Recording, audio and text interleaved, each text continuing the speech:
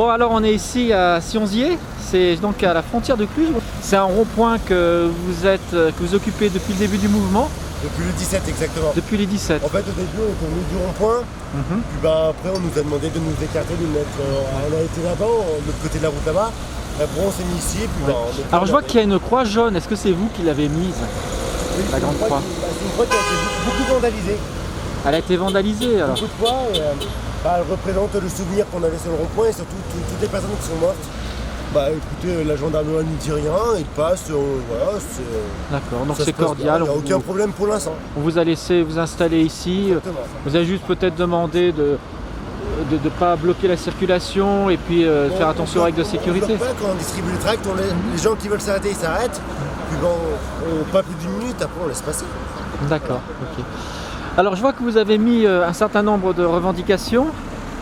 Donc ça, si vous voulez expliquer, en fait, ce sont les métiers. Et pour enlever les préjugés, les préjugés, comme quoi tous les gilets jaunes sont des feignasses et qui sont des chômeurs. Parce que vous avez tous un travail. Bah oui.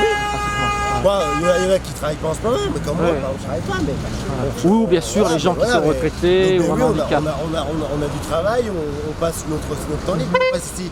Il y en a qui viennent après le boulot. Ici, on est souvent 2, 3, 4, avant on était une vingtaine, cinquantaine. Jusqu'à 50, vous avez compris. Ça arrivé, on dit que c'est juste que maintenant, avec toute la répression qu'il y a, bah, les gens ont peur de nous rejoindre. Et ça fait quand même 6 mois.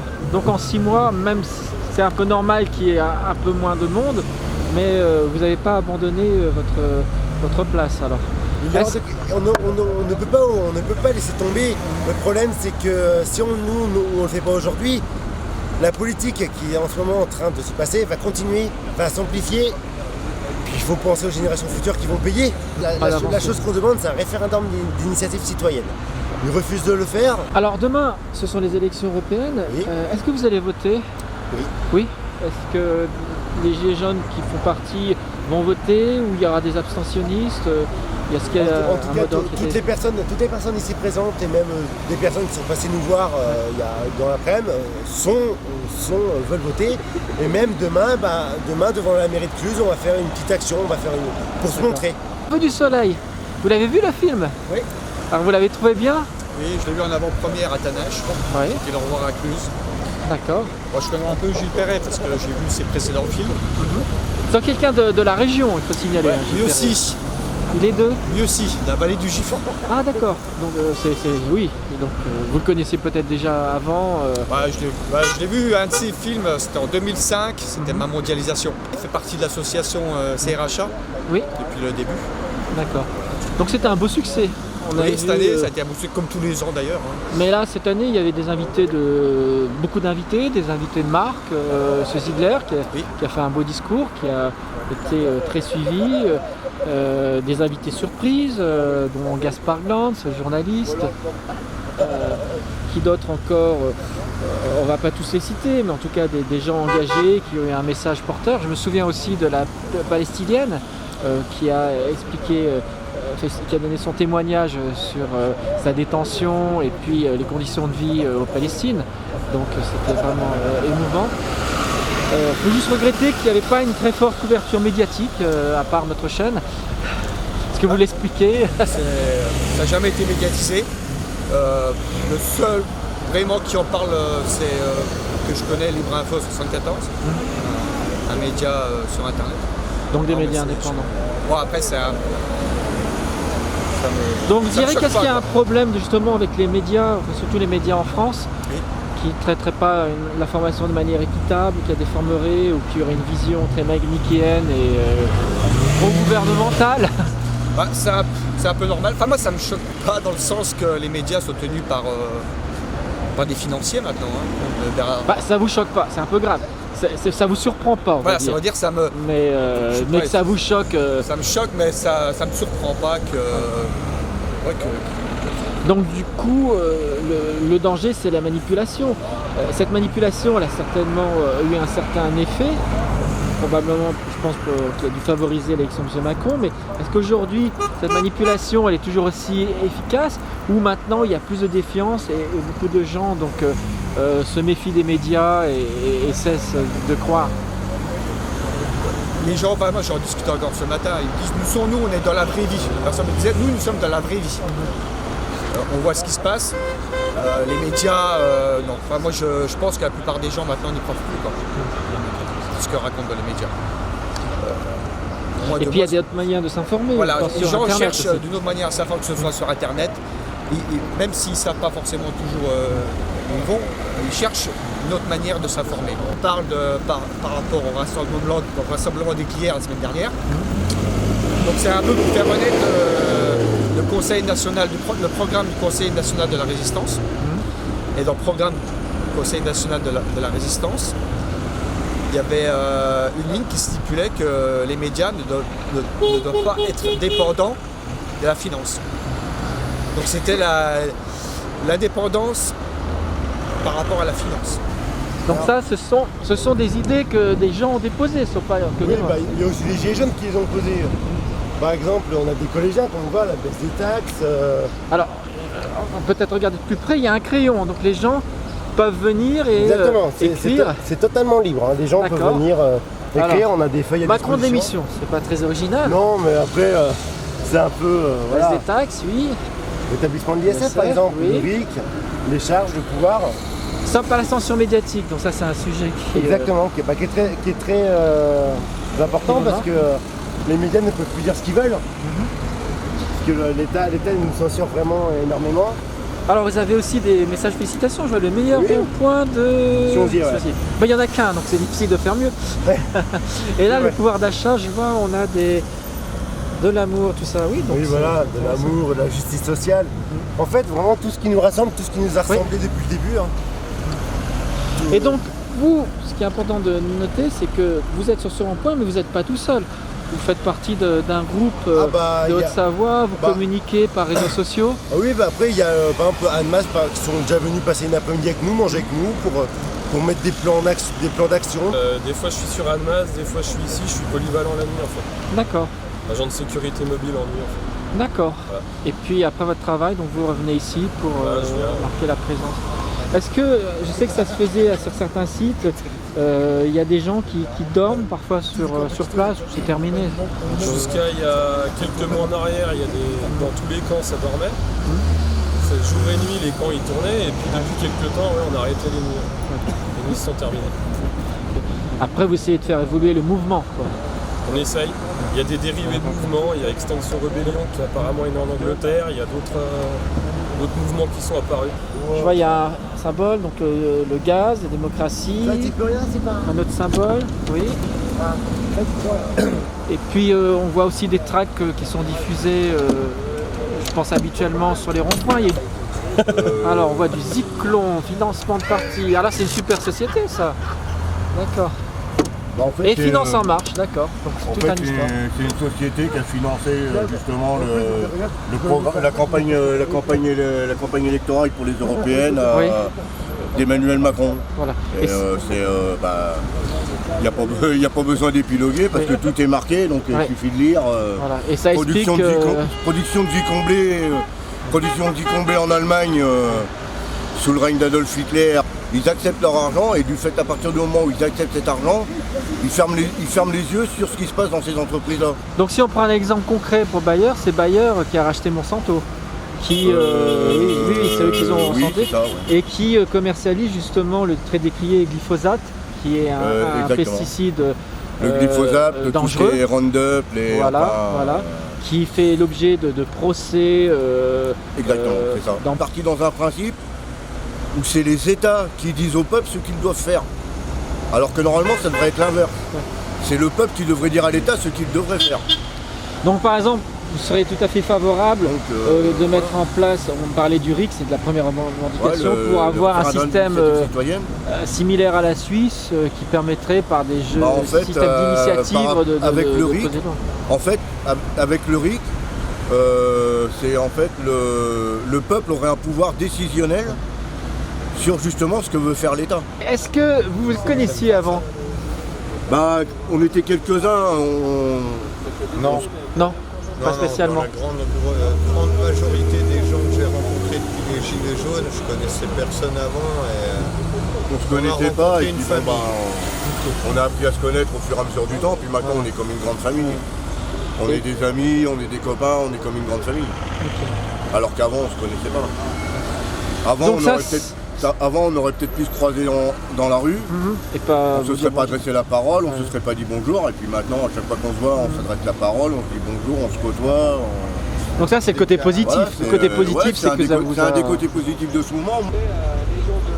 Pour moi, la politique française, elle a amené les gens à se diviser, à rester chacun chez lui. en promouvant l'individualisme. Ah bah, Ouais, voilà, c'est ça. ouais. Ouais. Et, En fait, la depuis le politique- 17 novembre, on s'est rendu compte que c'était pas ça dans l'esprit des gens. Bah, moi, j'ai l'exemple, on va dire, assez local. L'eau, donc c'est géré par la commune, mais il y a une partie qui est gérée par un groupe Veolia ou voilà, un groupe privé. Et en fait, ce qui va se passer, c'est que ça va me coûter un mois de consommation. Enfin, en fait, c'est un mois, c'est comme si ça va me coûter un mois de plus à payer. Donc ce que vous voulez dire c'est que depuis que ça a été privatisé, donc ça se traduit par une hausse des prix. Donc il n'y a pas de bénéfice pour les consommateurs. Et c'est en contradiction même de l'idée des messages que l'Europe disait, c'est qu'il faut libéraliser parce que la concurrence est forcément saine. Et elle fait baisser les prix. Mais finalement, cette concurrence, elle permet surtout à des entreprises privées de se prendre des parts de marché. Oui, puis moi, ce que j'ai entendu, par exemple pour l'eau, c'est que les entretiens n'étaient pas faits correctement. On imagine mal demain EDF complètement privatisé. Il ne faudrait pas qu'il y ait un autre Fuji comme ce qui s'est passé au Japon, quoi. Et le paradoxe, c'est qu'ils risquent de privatiser la partie qui rapporte, mais ils garderont national les investissements, tous les coûts. Oui. Et C'est un donc, peu ce qui se passe, je crois, avec la SNCF, entre autres. Pas la première semaine, c'est quand j'ai vu certains signes qui disaient le contraire de ce qu'avançait. Oui, sur Passy, c'était à l'incinérateur. Il y avait un blocage de l'incinérateur. C'est une association qui avait mis ça en place en fait. Ok. Et on est quelques gilets jaunes à avoir rejoint l'action en fait. Voilà, ça s'est bien passé. Les gens se sont accrochés les uns aux autres pour empêcher l'entrée des camions. Tout à fait, c'est un peu symbolique pendant quelques heures, mais sans plus. Voilà. Et donc, les gendarmes vous ont laissé faire, vous n'avez pas eu de problème à ce niveau-là? Alors, c'est le jeu des chats à la souris? Ça s'est très bien passé parce que donc c'était Action Rébellion, l'organisme qui s'occupait de ça, et ils ont averti les gendarmes à l'avance qui étaient là. Bon, ils n'avaient pas de casque, il n'y a pas eu de violence outre mesure, c'était plutôt une ambiance correcte malgré la détermination des manifestants. Bon, ils ont enlevé quand même les manifestants à plusieurs reprises en les transportant à 3 ou 4 et puis en les évacuant un peu plus loin. Mais comme les gens étaient venus quand même pour bloquer, ils revenaient régulièrement. Il y a eu un petit jeu du chat et de la souris qui a duré quelques temps, mais bon, ça a été... Mais il n'y a pas eu d'usage de la force, de lacrymogène, de tirs de LBD Non, qui sont pas du tristement tout. célèbres en France? Non, il y a eu la force physique dans le sens où on arrachait les gens les uns aux autres pour les déplacer, mais c'est tout. Et à côté de ça, il y a eu aussi de la part du groupe Action Rébellion pas mal de discours et d'informations sur tout ce qui était la pollution, l'extinction des espèces. C'était très enrichissant. Il n'y a pas eu d'arrestation non plus? Alors si, il y a eu 3 arrestations quand même. Voilà. Ouais. Des militants, C'est des militants de l'association qui se sont fait arrêter parce que supposés organisateurs, alors qu'en fait il n'y a pas vraiment d'organisation. D'accord. Donc il fallait chercher des coupables. Voilà, c'est ça. Puis en général ils font toujours ça les gendarmes pour un petit peu pour mettre la pression sur les autres quoi, et puis ça, pour impressionner tout simplement.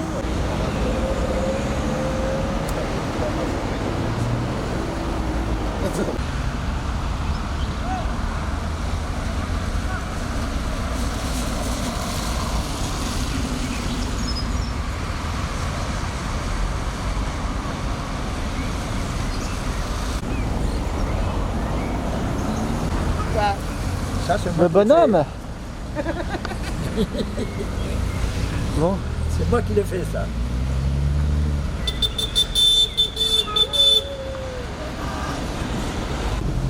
Et vous venez d'où alors? Expliquez-moi. Moi je parle catalan. Mais d'ici. Ah non, moi je viens d'ici. Vous habitez d'ici, mais vous habitez Bonn ou à côté? Bonn. C'est le seul qui habite Bonn. Bah, bientôt, la fin du mois de mai, bientôt en juin. Moi j'avais commencé à vous suivre, c'était en plein hiver. Il y avait de la neige partout. Qui aurait dit qu'arrivé au printemps, vous serez encore là? On sera toujours là. Vous serez toujours là? On n'a pas peur d'être là. On est trop unis maintenant. Ça ne peut plus jamais se défaire en fait. Donc ça a changé.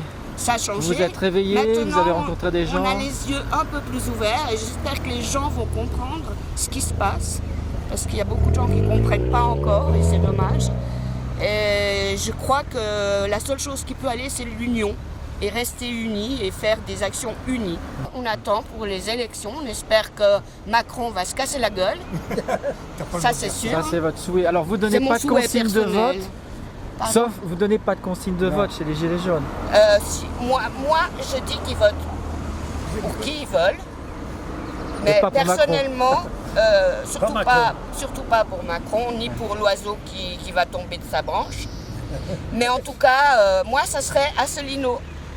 Je suis pour le Frexit et pour que les Français reprennent la France en main, car ils vont vendre la France et l'Europe, je ne sais pas comment ça va aller. Moi je suis contre le nouvel ordre mondial, contre. Et vraiment, on se fait avoir, mais voilà, ils vendent l'aéroport, ils vendent tout. Et pourquoi? Et je pense que si Macron y passe, je pense qu'on sera encore plus unis et plus ensemble pour que ça s'arrête. D'accord, donc vous attendez même au pire. Mais on n'a pas peur. Hein. Quitte à se battre, on n'a pas peur. Je pense que Macron pourrait être pire que Hitler. C'est fort. Oui. Il a peut-être pas encore tué des gens. L'Europe...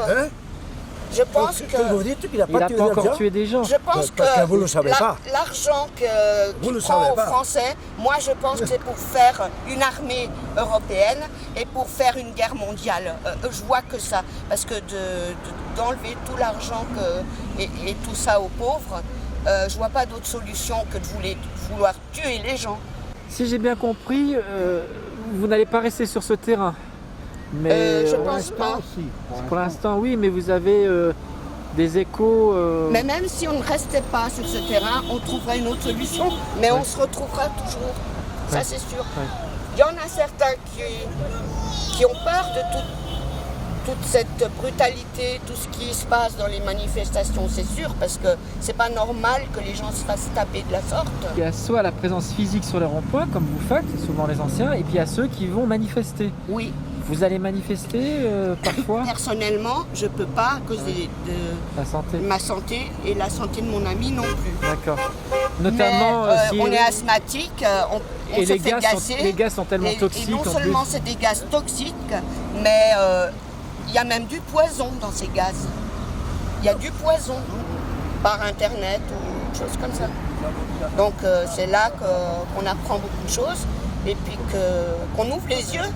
Parce qu'il y a beaucoup de questions qui n'ont pas été abordées et qu'on commence à ouvrir les yeux maintenant sur des choses que les gens ne croient pas. Par exemple, le satanisme, la franc-maçonnerie.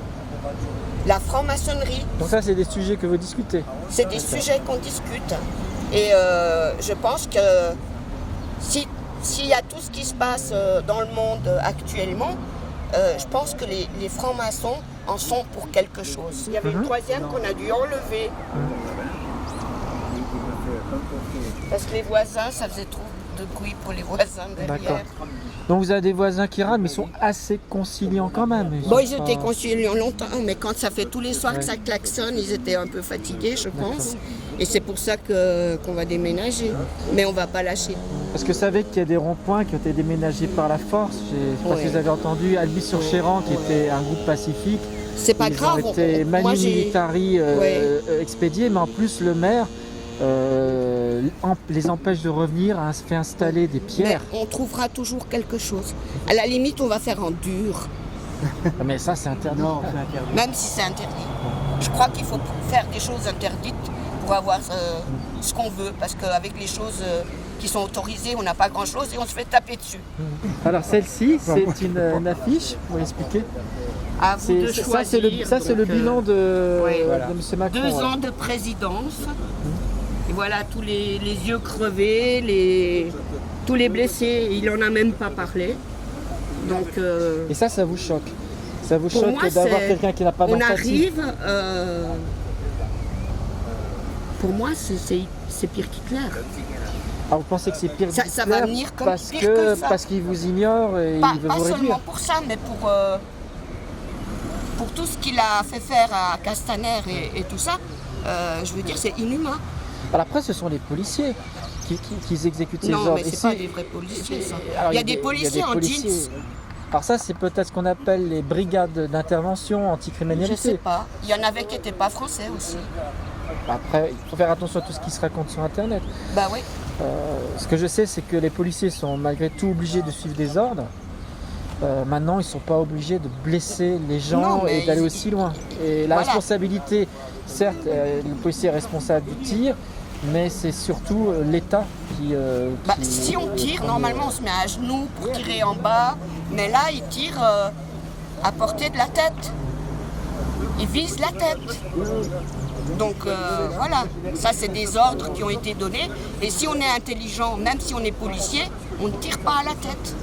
J'ai une information qui va peut-être vous faire plaisir, mais vous savez qu'en Suisse, un groupe de personnes a convaincu donc, des députés à signer, à déposer une motion au Parlement suisse pour interdire l'utilisation des LBD et l'exportation des LBD, notamment à la France, sachant que c'est un constructeur suisse qui a livré les armes et que la France a récemment fait encore un appel d'offres pour, je crois, 2 ou 3 000 fusils et veut en mettre absolument partout.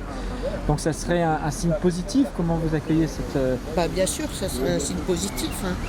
Nous, ce qu'on aimerait, c'est qu'ils enlèvent leurs armes, qu'ils enlèvent les casques pour dire on est avec vous, même qu'on marche à côté, même qu'on doit surveiller les gens et tout, mais on est avec vous, quoi.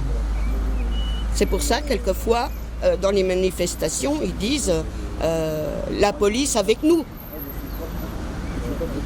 Donc, s'ils enlèvent les casques et puis qu'ils marchent normalement sans tirer sur la tête des gens... Pour l'instant, ça n'a pas eu d'effet. Pour l'instant, c'est pas ça. C'est loin d'être ça. Et j'ai vu des films avec des femmes handicapées qui se font taper. Et ça vous choque? Ça me choque. Quelqu'un qui est dans une chaise roulante, on lui tape dessus, elle ne peut pas se défendre. Et en plus, elle est accusée de violence, cette femme-là. Elle est en chaise roulante. Comment elle peut être violente? Donc ça, c'est des informations que vous trouvez sur Internet, que vous partagez. Et oui. Vous-même, quel est le regard porté aux médias? Est-ce que vous regardez encore la télévision française? Non, c'est fini. Non. Et vous regardiez avant? Avant, je regardais. Avant d'être réveillé oui, quelque part? Je regardais. En fait, c'est que du mensonge. Les gens, ça fait au moins plus de 10 ans qu'on leur ment, sur tout. Et voilà. On est des moutons. Et aujourd'hui, vous avez l'impression de pouvoir faire changer les choses en étant dans l'action, même si c'est des petites actions, mais en Absolument. tout cas de permettre de faire changer les choses. De défendre mes amis, de défendre ceux qui ont besoin, d'aider ceux qui ont besoin, mais pas de... On ne veut pas se faire massacrer, quoi. Voilà. C'est assez modeste. Hein. Ça, c'est la cuisine. Hein. Ouais. Il y a d'autres pièces. Hein. Vous voulez me montrer alors comment c'est? Ça, c'est un bureau. C'est-à-dire que c'est un espace qui est finalement ouvert au public, voilà. Où vous pouvez accueillir. Ah oui, donc c'est assez grand. On voit des chaises. Comme deux. Et donc, qu'est-ce qu'on trouve comme information? Donc, c'est là où vous vous informez. Donc, vous avez toutes les informations sur le mouvement.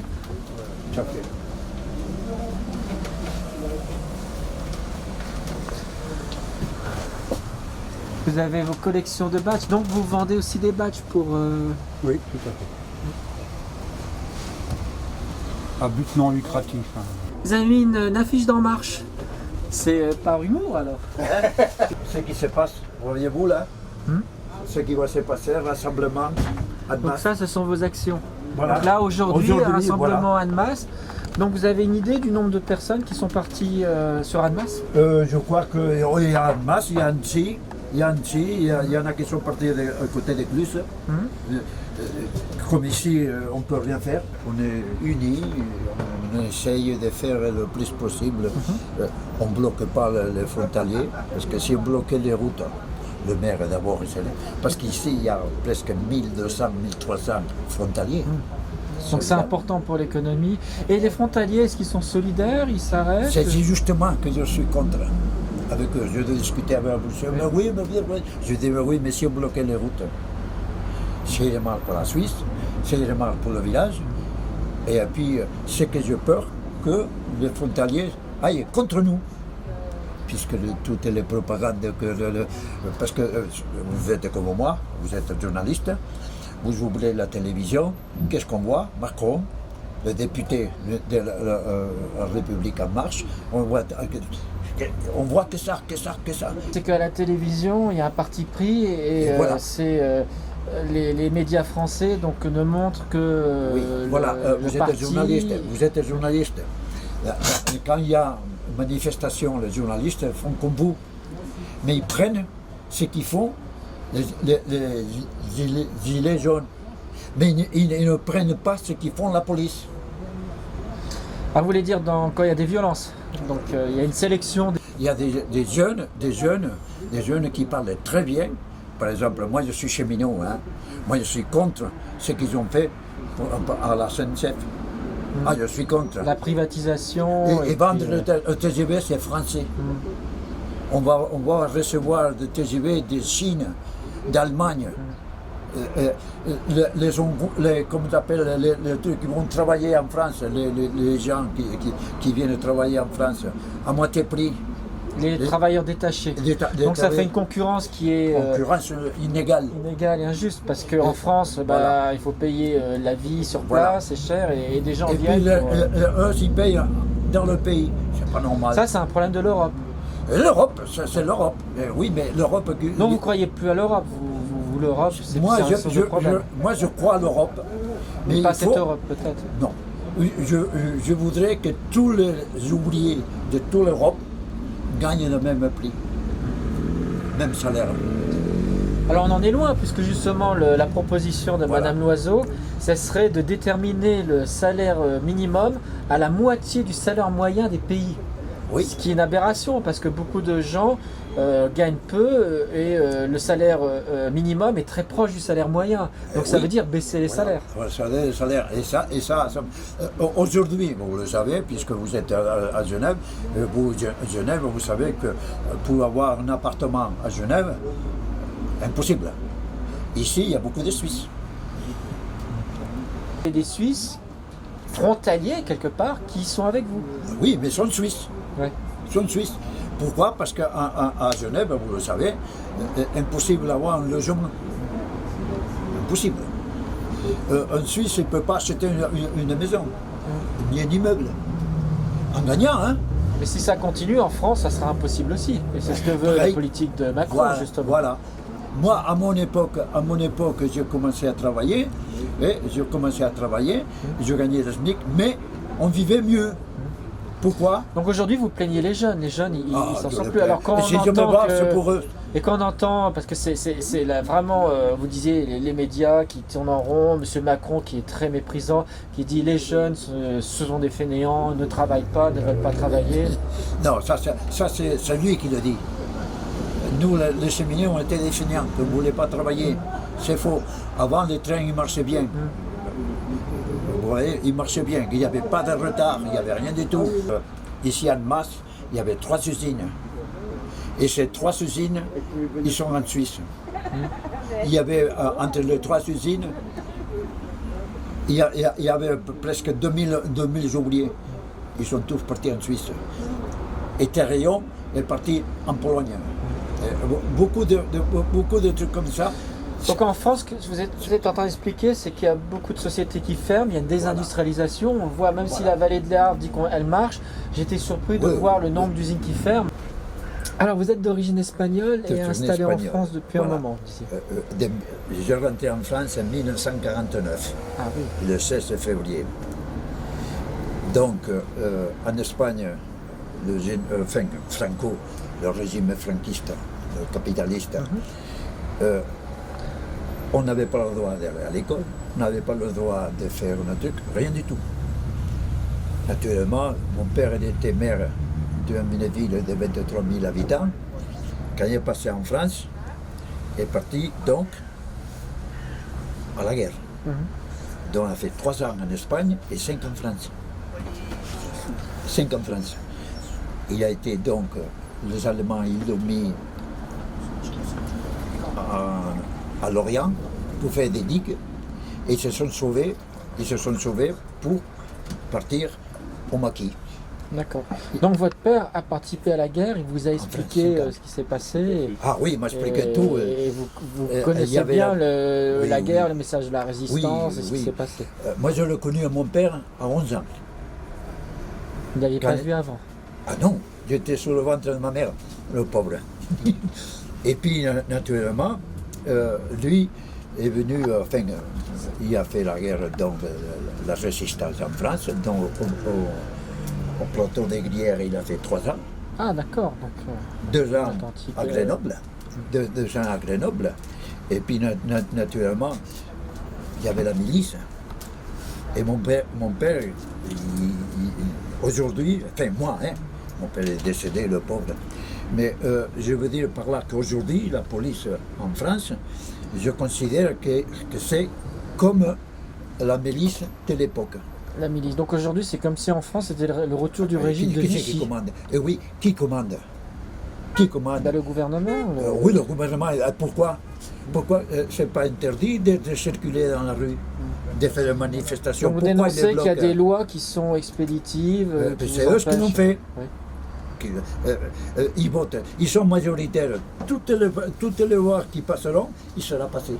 Pourquoi? Parce qu'ils sont minoritaires. Et vous avez regardé, si vous êtes journaliste, vous devez savoir, tous les députés de la République en marche, vous avez vu quel âge ils ont? Et la majorité des femmes. Ce sont des jeunes, sans expérience. Sans expérience. Et si vous écoutez un député, soit femme ou homme, vous écoutez tous sur le même. Ils passent la même truc. Ce que je veux dire, c'est qu'ils n'ont pas de conviction. Non. Donc en fait, ils ont pris la place, mais ils n'ont pas de conviction politique. Oui, j'étais venu, je crois, le 20 novembre. Au tout début du mouvement. Au tout début du mouvement, donc c'était beaucoup plus grand. Et puis, je veux dire, ce qui m'intéressait, c'est dans ce mouvement-là, c'est cette générosité où, en même temps, il y a une forme de compréhension. Ça parle de la jeunesse, ça parle de la musique. Donc ça, ce sont des dessins que vous avez fait. Oui, que j'offre volontairement pour les Gilets jaunes, pour leur faire un clin d'œil. Mais mondialement, vous avez toute une série qu'on peut retrouver pour les gens qui voudraient vous savez, derrière, j'ai fait un petit clin d'œil, ce que disait quand même, j'ai dit, il faudra leur dire. Alors il y a des gens qui ont compris le message, et il y a des gens pour qui j'ai pas vu clair. Il faudra leur dire quoi? Il faudra leur dire que voilà, que ça se passe mal et puis que c'est pas terrible, vous avez vu il y en a merde. Ah bon? Je sais pas, informez-vous quoi. Dans vos dessins, donc on voit des leaders. Là, oui, c'est des leaders, mais je veux dire, je l'ai repris. Et puis le fameux breton, comment il s'appelle? Enfin bref.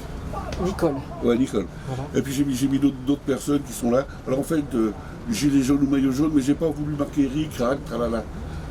Moi, j'ai fait. Ce qui compte, c'est de montrer des gens qui sont là, qui sont heureux d'être ensemble. Qui sont heureux d'être ensemble, c'est la cosmopolite, voilà, j'ai pas voulu rien du tout. Ah, vous n'avez pas, pour être plus proche dans le vrai, je vais pour être plus proche dans le vrai. Il aurait fallu mettre les CRS qui gazent. Oui, mais à ce moment-là, vous savez, il y en a une autre aussi où j'ai fait, par exemple, derrière, et puis là, il y a une espèce de comme lui. Là, c'est un homme comme moi, par exemple, il a un bandeau noir et j'ai marqué Love, et puis là, il a des clous de cordonnier, vous avez des clous comment on appelle ça, ceux qui font les chaises, là, de matelassier. Et puis à côté, il y a une gamine avec une petite poupée, et puis tout le monde pleure. Et ça veut dire Love, mais on la boucle, on nous la boucle. Donc, mais j'ai amené que ces deux-là, c'était voilà, pour leur donner. Et puis après, je reviendrai avec d'autres choses. Je suis un gamin de la DAS, et Ce qui m'a fait grandir, c'est le pop art, le collage, le papier collé, à l'âge de 13-15 ans. Et comme je faisais des crises d'adolescence et des crises d'enfance en étant adulte, il y a un moment à 30 ans, le scaphandrier s'est mis sur la tête, c'est-à-dire le corps et l'esprit, pas comme ça, le corps et l'esprit.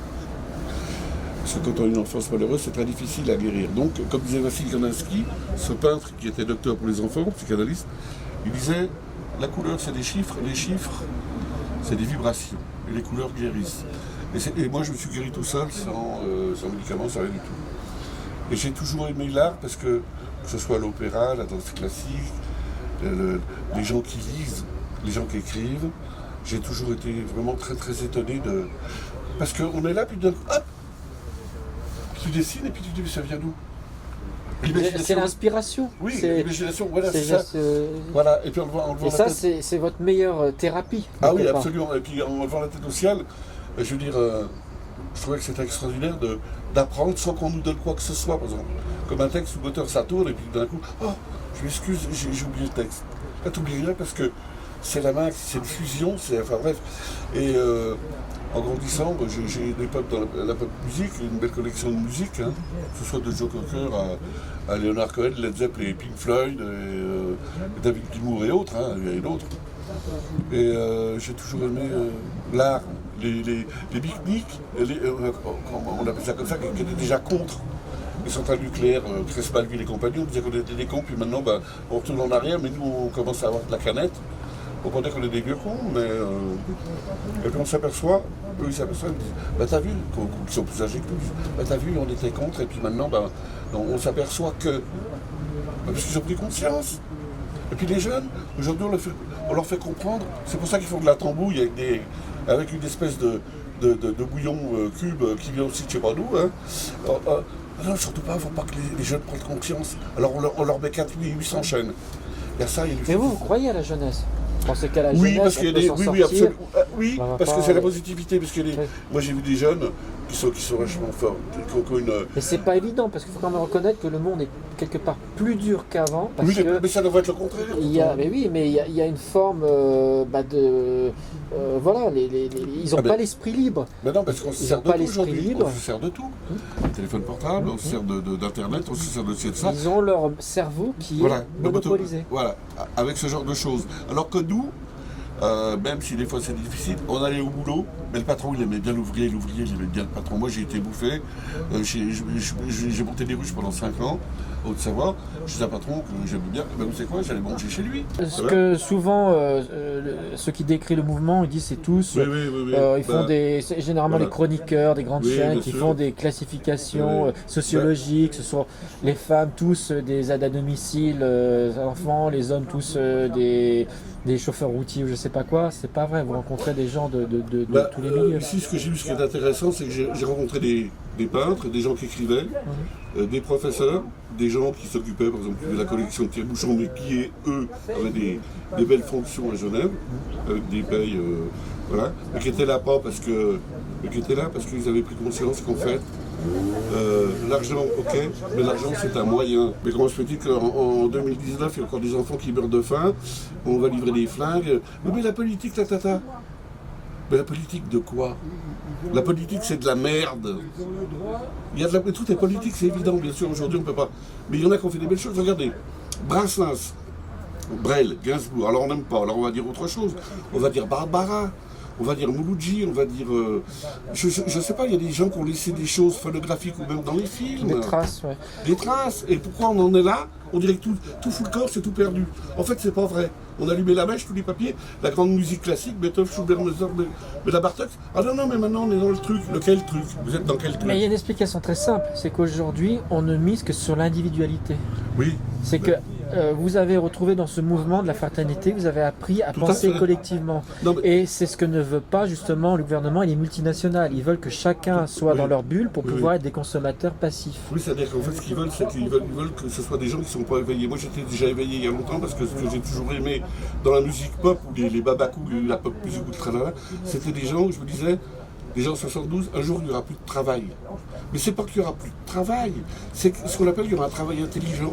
Les gens, on travaille que 5 heures. Mais ça sert à quoi de travailler 8 ou 10 heures? Oui, mais parce qu'il faut payer. Mais l'intelligence. Mais de toute façon, on va vers le progrès. On le voit aujourd'hui avec l'automatisation, la robotisation. Il y aura de moins en moins de travail. Alors pourquoi, effectivement, s'acharner Voilà. Oui. Donc on est dans un dogme, dans une pensée qui est à contre-courant de la réalité, mais parce qu'elle profite à certains. Tout à fait, mais c'est sur les mêmes. C'est sur les mêmes. Je ne vais pas les nommer parce que bon, j'ai rien contre ces gens-là. Je veux dire, ils ont le droit de... Ah oui, ils ont une dent contre vous, donc vous pouvez peut-être à raison ils ont une dent contre vous, mais ce qu'il faudrait qu'ils sachent, c'est quand même que l'argent, malgré tout, c'est un moyen. Non, on en veut encore, puis on en veut encore. De plus en plus. On en veut de plus en plus. Mais... Alors, vous ne pouvez pas comprendre, par exemple, un milliardaire comme Bernard Arnault, qui fait 8 millions par seconde, voilà, c'est une aberration. 700 € par seconde, je n'en veux pas, et il avait 40 milliards, depuis qu'il y a Macron, il est passé à 85 milliards. Et ça change quoi? Oui, non. Mais ça change rien, mais ce qu'il veut, c'est parce que c'est comme la cocaïne de l'héroïne, je veux dire, quand tu l'as dans la tronche. C'est une maladie. Finalement, c'est une cupidité maladive. Mais oui, c'est même plus que ça, je veux dire, je sais pas comment on rappeler ça, c'est du chataline, c'est même pas de la débilité, je sais pas, il est rentré dans une je sais pas où il est ce monsieur-là.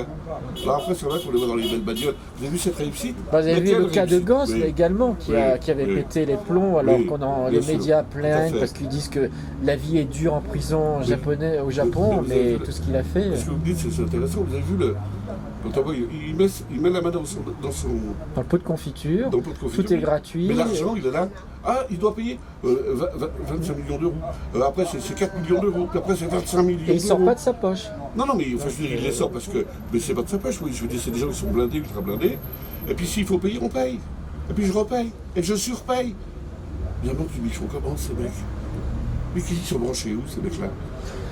Et c'est d'autant plus absurde que pour l'essentiel de la population, depuis quelques années, on leur dit serrez-vous la ceinture, les salaires n'augmentent pas, le coût de la vie il explose, donc il faut toujours vivre avec moins, et quelque part, ben oui, on peut peut-être vivre avec moins, mais ces gens-là, au contraire, amassent, mais qu'est-ce qu'ils en font de cet argent?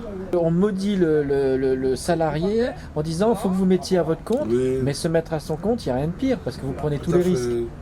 Et c'est un leurre de dire oui, vous gagnerez beaucoup en travaillant beaucoup, mais il faut avoir les marchés et puis il faut être en forme. Donc le jour où vous allez moins bien, eh ben, on vous supprime les filets de sécurité alors que les gens cotisaient à tout ça pour cette sécurité. Mais je veux dire, alors ils disent aux jeunes, on va aller à 3 ans pour faire des robots. Mais alors tous ceux qui ont fait la belle littérature, sans parler de Rimbaud, Baudelaire et tout ça, il y a un moment... Mais ça c'est intéressant ce que vous dites, c'est-à-dire qu'il y a aussi une notion de valeur qui est complètement dégrisée, c'est-à-dire qu'on va mettre en avance la réussite sociale, comme le disait M. Macron, les premiers de cordée, c'est-à-dire les financiers. Oui, ceux qui j'avais rien appris d'ailleurs, parce qu'on a avec la cuillère en or. Mais alors qu'il y a des gens qui travaillent dans le social, qui travaillent dans l'artiste, qui gagnent très mal leur vie, qui ne peuvent pas en vivre. Oui, parce qu'aujourd'hui, vous êtes artiste, pas pour ça, vous faites quoi? Parce qu'en fait, aujourd'hui, il faut que l'habit fasse le moine. C'est-à-dire que vous pouvez être le dernier des cons. D'accord, si vous avez ça, quelque chose. Vous avez vu celui-là, là? Il est jusqu'à là. Oui, attention, attention. Vous savez qui c'est? Non, c'est qui? C'est le monsieur de...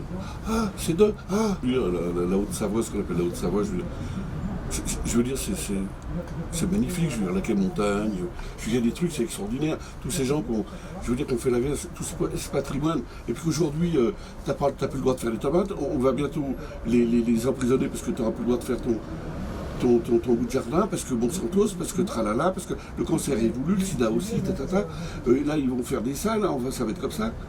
Mais les jeunes, quand ils regardent, c'est pas que... moi, je veux pas être révolutionnaire, mais je m'aperçois qu'avant, mais il y avait de la politesse, il y avait du respect, c'était pas les blues grises, mais le maître il était... Aujourd'hui tu fais ça, tu pars en prison, tu fais ça, ça y est. Qu'est-ce qu'il faut faire alors? Mais laissez aller, oh là là, on s'en fout. Les avocats, c'est plus des avocats. Le magistrat, c'en est plus. Vous défendez vos enfants. Si jamais vous allez un peu loin, vous mettez social sur le pif, et on vous dit, hé, t'approches pas trop près de la barrière, hein, parce que autrement tu finis là-haut. C'est quoi là-haut? Gâteau. Je dis, comment gâteau? Tu finis là-haut à la roche. On est dans un truc où... Mais la valeur, elle est où? C'est ce que je disais. Vous voulez dire la roche, c'est quoi? C'est un hôpital psychiatrique? C'est un hôpital psychiatrique, mais aujourd'hui, quand on va trop loin par rapport à tout ce qui se passe... Parce qu'aujourd'hui, ce que vous disiez, voilà, on pense tous pareil, Schnell, 1, 2, 1, 2. Seulement quand on leur parle de musique et de choses magnifiques, de Mozart, comme je disais, cette grande musique. Sauf si c'est rentable, parce qu'on va encenser des soi-disant musiciens. Qu'est-ce que vous pensez, vous qui êtes artiste? Il y a eu à l'Eurovision, rien contre cette personne, ce jeune homme qui chante une chanson complètement ridicule. Oui, habillé en nana, avec une perruque, je veux dire, qui a ça, je sais pas quoi. Moi, j'en pense à rien, puis je me dis, c'est con pour les jeunes. C'est con pour le. C'est con pour tous ceux qui nous ont laissé un patrimoine, le dictionnaire, c'est con pour tous ceux qui savent écrire, qui aiment la poésie, qui aiment la philosophie, mais la vraie. La volonté de l'Europe, ce serait déjà de détruire la culture des pays et de détruire l'histoire. D'ailleurs, M. Macron l'a même dit à un moment donné dans ses discours qu'il n'y avait pas d'histoire en France. Oui, il n'y a pas d'histoire. Un comble, parce que la France est vraiment le pays qui a apporté tant au niveau... Vous êtes d'accord, merci beaucoup de souligner ce problème. Quand je vois toutes ces architectures, tous ces gens qu'on donné, bon, on n'aime pas, je veux dire, tous ces gens qu'on donne, même les cathédrales, les basiliques, et puis ceux qui font du long. Vous avez vu pour l'incendie qui est assez suspect, mais ça c'est encore autre chose. Il veut reconstruire très rapidement, quitte à ne pas respecter les règles de l'art. Oui, ils vont nous mettre un clou en cristal, pour nous faire voir qu'en fait le Christ il n'était pas crucifié. Enfin, c'est peut-être un problème, je veux dire, mais ça c'est tous des gens, je veux dire, je sais pas, je crois qu'ils souillent. Ils souillent le. Donc Macron souille le monde. Ils veulent pas du beau, ils veulent pas le beau. Des fortunes qui se sont faites par des gens qui étaient capables, mais derrière les héritiers, c'est pas forcément non plus des génies. Et donc vous avez des héritiers qui sont bêtes, mais ce qui est important, c'est que l'élite soit toujours renouvelée. Et donc ils veulent surtout pas qu'il y ait des gens issus d'une autre classe sociale qui puissent monter, reprendre le niveau. En fait, c'est-à-dire que le parfum de la terre. Il y a une décadence finalement dans les. Oui, il y a une décadence, oui. Alain de Babylone, comme disait Serge Gainsbourg, qui a fait de très beaux textes. Également, je me dis, mais en fait, c'est la terre qui perd son parfum. Toute cette générosité, alors qu'elle est gratuite, comme les sources. C'est ce que je disais tout à l'heure aux Gilets jaunes, je vous rendez compte, vous prenez toute cette eau en bouteille, comme dit Cabrel, salut, quand il dit et cette bouteille en plastique qui finit dans un ruisseau. Mais il a chanté ça il y a 40 ans, il y a un moment, tu fais marche arrière pour dire il y a déjà 40 ans, eh ouais les mecs, la bouteille en plastique. Voilà où on est. Alors maintenant, aujourd'hui, dans l'océan, on en crée un continent de plastique. Et maintenant, 40 ans maintenant, on dit l'eau. Que vous en pensez? L'agriculture intensive, les produits chimiques qu'on vantait que c'était magnifique la production, finalement sont toxiques. Et le scandale, je reviens justement du camp de Gilets jaunes, ils avaient mis une affiche, c'est que ça a été démontré que ces pesticides sont toxiques. Parlons du glyphosate et du fameux Roundup. Il y a des procès qui montrent que des gens sont morts. Et Monsanto a été racheté par Bayer, le groupe allemand, qui n'a de sinistre réputation, on ne va pas dire tout ce qu'ils ont fait pendant la guerre. Et qui se retrouve à financer le parti de Macron. Et est-ce un hasard ou pas? Le glyphosate, son interdiction est sans cesse repoussée à 3 ans, 4 ans, 5 ans. Et vous avez cette communication, parce que tout dans la communication, mais dans la communication aberrante, c'est-à-dire, on va vous dire, mais oui, on vous a compris, on arrête, on interdit dans 5 ans. Oui, parce que dans 5 ans, pendant ce temps-là, parce qu'avec le glyphosate et puis leur saleté, pour dire un gros mot, je veux dire, on endort les gens déjà avec l'eau, et le glyphosate, alors, toutes les propriétés, toutes les saines propriétés qu'il y a dans cette mère nature, les gens, vous les interviewez, vous vous rendez compte de ce qui se passe? Les gens ils sont là, ils font « Ah, qu'est-ce que vous voulez qu'on fasse aujourd'hui? On peut rien faire ?» Autrement, oh non, moi je m'en fous, je m'en tape. Moi je fais pas de ça, je fais pas de là. Mais même si on ne fait pas de politique, on parle pas de politique. Ou tout est politique, j'en sais rien, mais ce que je veux dire par là, c'est de se rendre compte que, je sais pas, il y avait quand même des belles choses. Je veux dire, les choses, elles étaient là. On parlait pas de glyphosate qui rien avant, de se soigner. Les orties, c'était pour ça c'était pour ça. Le miel, maintenant, c'est de la cire. Parce que dans aucun supermarché, on vous dit. C'est la mondialisation. Vous avez des choses qu'on importe de l'autre bout du monde. Quand on apprend que vous avez des tomates qui viennent de Chine, des choses comme ça. Et puis, on n'en a pas parlé, mais il y a aussi une culpabilisation à l'environnement, de dire, bah voilà, faut que vous payez. D'ailleurs, le mouvement est parti par là, que vous devez payer parce que c'est vous les pollueurs, alors que les vrais pollueurs, ce sont les industriels qui ne font absolument rien, qu'il y a eu des textes, qu'on fait des COP 21, 22, 23 et compagnie qui n'amènent absolument à rien. Et si on mettait des mesures fermes, tous ces grands groupes, ils ont tellement d'argent, ils pourraient agir, mais ils ne veulent pas. Ils ne veulent pas parce qu'ils sont tellement cupides que tant que ça rapporte, quitte à détruire la planète, ils continuent. Et en même temps, ils nous suppriment parce que soi-disant, il y a trop de monde, mais la Terre elle a tellement été bien faite, elle est constituée de façon à ce que la Terre elle est pour tout le monde. Et puis, le continent, c'est un grand continent. On dit la mer Terre, on ne dit pas... Donc tout le monde. Mais les effets sont désastreux. On dit la Terre, il y a déjà des animaux, des espèces d'animaux qui disparaissent. On voit les arbres, on a de moins en moins d'oiseaux, moins en moins de mammifères. Quel monde on va laisser? On va laisser, c'est ce qu'on disait, on va laisser un monde en plastique. Moi, ce qui m'inquiète, c'est que ce monsieur Macron n'a aucun élu européen, donc il est obligé de faire un coup d'État bis. Ce qui m'inquiète, c'est que effectivement tous ceux qui ont voté les lois El Khomri et qui ont démoli le code social, le code du travail et tout ce qu'a apporté le Conseil national de la résistance, voire certaines vidéos de What a Beautiful World, vous serez informés. Chaque parti a une solution distincte et les uns sans les autres, ils ne fonctionnent pas. Donc que la démocratie revienne, ils n'en veulent pas. Alors moi j'ai fait un tri, je vais faire un tri entre ceux qui seront à plus de 3%, qui en même temps ont combattu la loi El Khomri et en même temps qui ont permis, qui ont fait les motions de censure pour éviter que le plan El Khomri s'applique. Donc en fonction de ces trois critères, plus de 3%, qui n'ont pas signé les accords El Khomri et qui ont voté les motions de censure. Il reste un courageux Catenens, qui lui est courageux et démontré par les motions de censure, il a grillé ses cartouches pour bien faire prendre les responsabilités à tout le monde. Merci monsieur Catenens, vous êtes un jeune, vous avez de l'avenir je pense, même si je suis pas... C'est de quel parti? C'est la France insoumise, même si c'est pas ma tasse de thé, au moins on peut lui reconnaître ce travail de fond qu'il a fait. Et pour un jeune, c'est beau de voir un jeune qui est courageux, malgré et contre tout, et parfois contre son propre camp. Donc c'est un mec qui est autonome, voilà, c'est un mec qui est libre et autonome, ça c'est vrai. En même temps, je mettrai dans le fond de ma poche le Front National qui n'a pas voté, je crois, le plan El Khomri, ils ont voté contre, il me semble. Et Dupont-Aignan qui risquera de faire plus de 3%, qui lui aussi a dénoncé tous les méfaits qu'il y avait dans l'Europe et toutes les magouilles qu'il y avait. Alors je vais mettre tout ça au fond de ma poche, je vais trier et je vais en prendre un au hasard, brûler les autres, sans savoir pour qui j'ai voté. Et pourquoi je dis ça? Je mets ça en honneur à un certain monsieur qui s'appelle Coluche, qui à l'époque a fait quand même les Restos du Cœur, avec lesquels vivent encore beaucoup de populations et sur lesquels les politiques lâchement se reposent. Parce que s'il n'y avait pas les Restos du Cœur, je pense que les politiques seraient mangés vifs.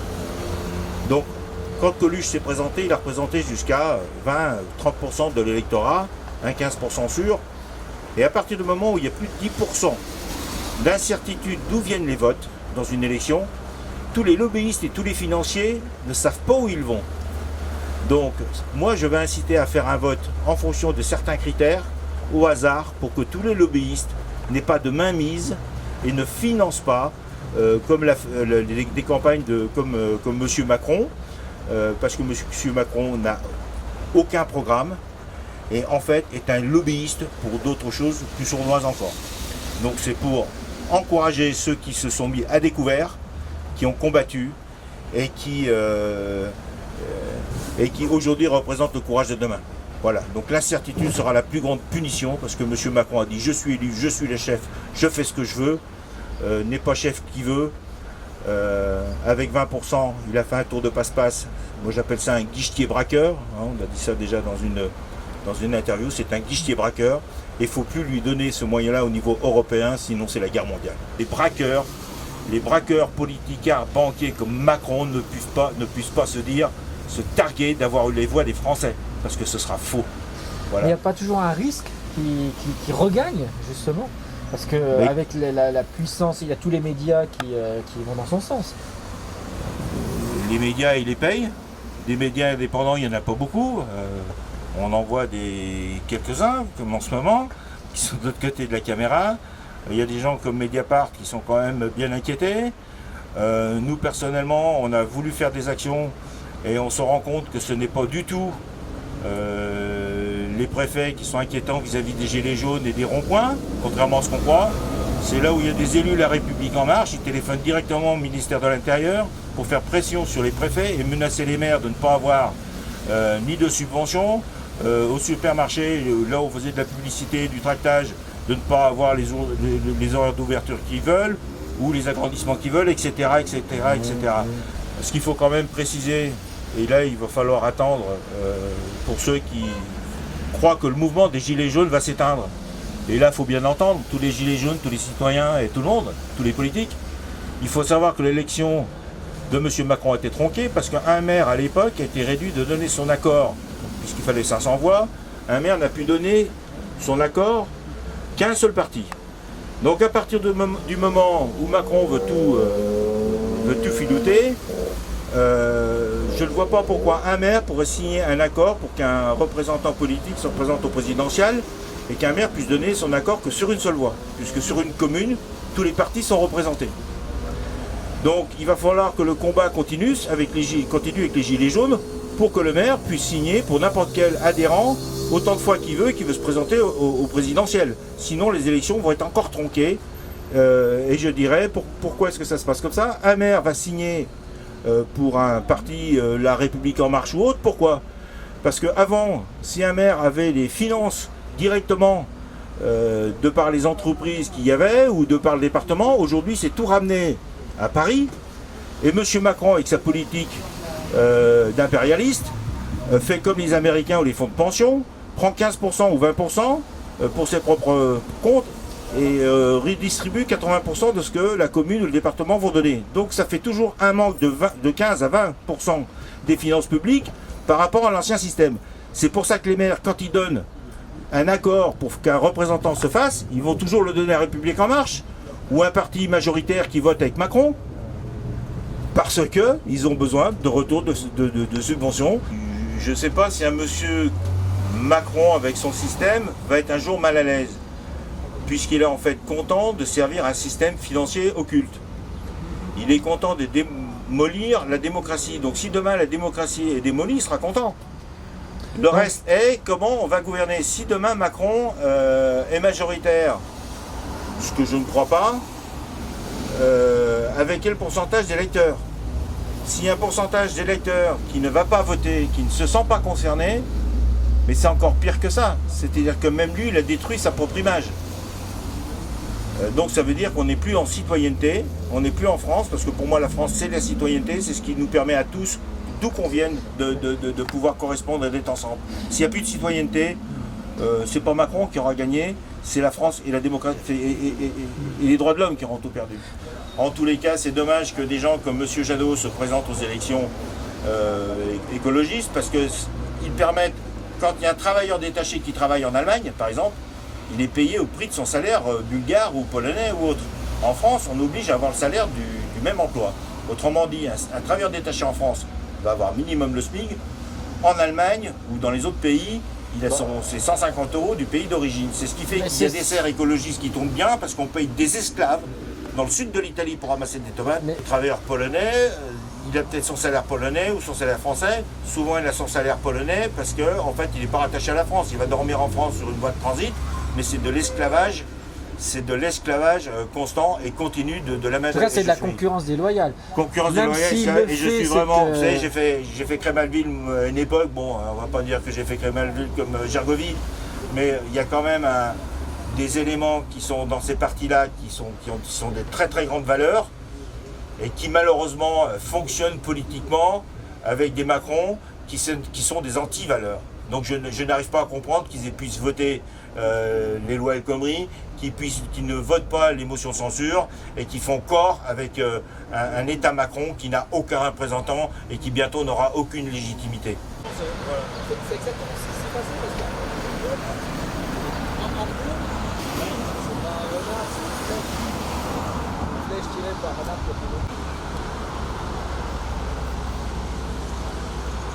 Ça va rien changer, même s'il perd. Voilà, qui perdent ou qui gagnent, ça n'a aucun sens. Il faut, il n'a pas de pouvoir.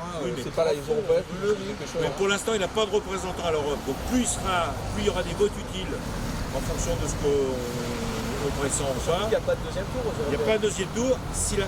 Moins il aura d'entrée à l'Europe, moins il aura de représentants, et moins il pourra faire son application de sa politique française, parce que les directives européennes sont on est dirigé de plus en plus de par l'Europe. Donc c'est le seul moyen de le contrer. Il faut aller voter, c'est le seul moyen de le contrer contre son espèce de fascisme, c'est son espèce de fanfaronnade à la Napoléon III, à foutre en l'air tout le système français que l'on doit à la résistance et qu'on doit aux combattants des vaillants français. Absolument. Et tous leurs alliés, quelle religion, quelle que soit la couleur de peau qu'ils ont. Peu importe la couleur, on est jaune, mais voilà. Oui. Aujourd'hui, la résistance, c'est le jaune. Voilà, je rien.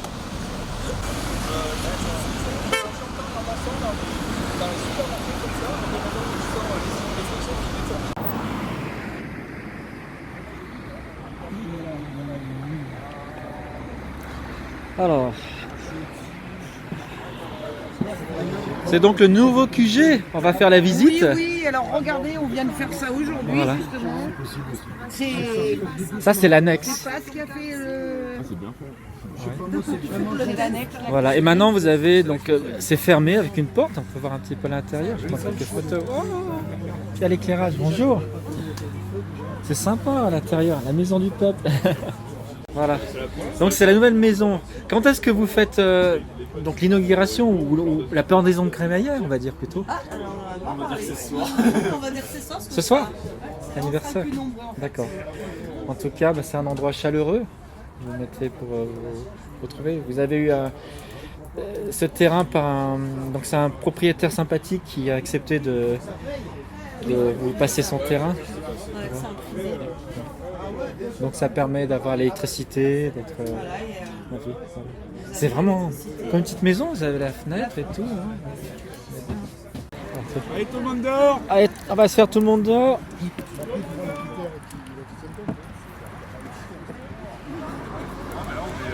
Du coup, c'est agréable ce feu. Hein. Là, sur presque 300 publications.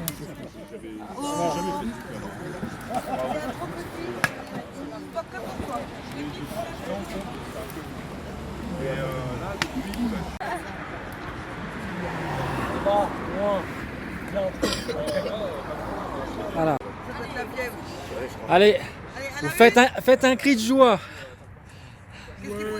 Bah, je sais pas. Vous avez un cri de ralliement? J'ai entendu qu'il y avait des cris de ralliement. Ah ouh, voilà. Ah ouh.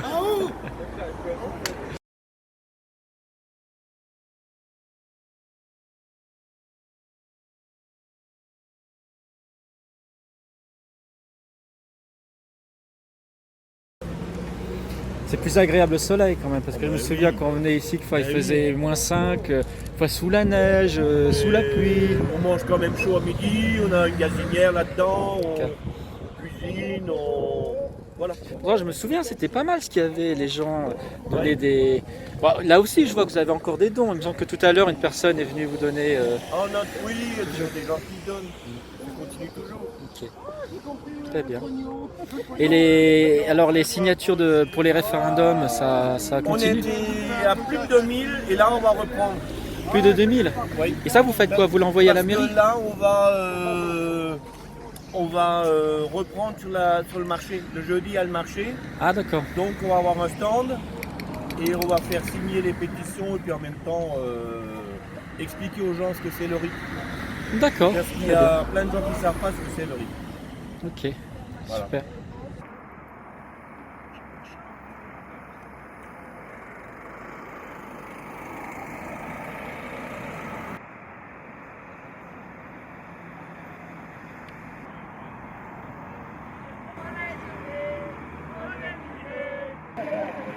Bonjour, alors nous sommes ici sur le rond-point d'Albi-sur-Chéran, donc en Savoie.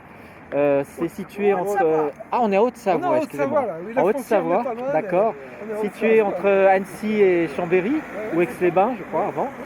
Et puis, donc, faut savoir que jusqu'à vendredi, il y avait ici une belle cabane. Donc, c'était le QG donc, des Gilets jaunes d'Albi-sur-Chéran. Mais malheureusement, cette cabane est partie en fumée suite à un incendie criminel et apparemment il fait suite à toute une série assez suspecte d'incendies du même genre puisque la cabane d'Annecy a également brûlé la veille. Donc je suis là en compagnie de Jean-Claude qui est donc un réalisateur amateur, photographe de profession et donc il m'a expliqué qu'il a fait un film donc sur la vie des Gilets jaunes en faisant donc des portraits, mais je vous laisse donc s'exprimer sur ce qu'il a fait exactement. En fait, c'était un peu par hasard que je suis arrivé au film, parce que j'ai filmé j'ai filmé des petites séquences que j'ai mises sur YouTube, et à la fin j'ai pris conscience qu'il y avait une vraie matière, et ça me permettait de laisser une trace de toute cette histoire, toute cette vie qui est très intense sur ce rond-point, et donc du coup j'ai fait un film d'1 heure et quart. Donc au départ ça a commencé par des petites vidéos pour souvenirs, on peut dire, vous les gardez, vous trouvez que c'était important, et puis vous avez eu le mouvement qui a duré, et ça vous a donné l'idée de au départ, faire je ne pensais pas du tout faire un film, quoi. J'ai jamais imaginé faire un film.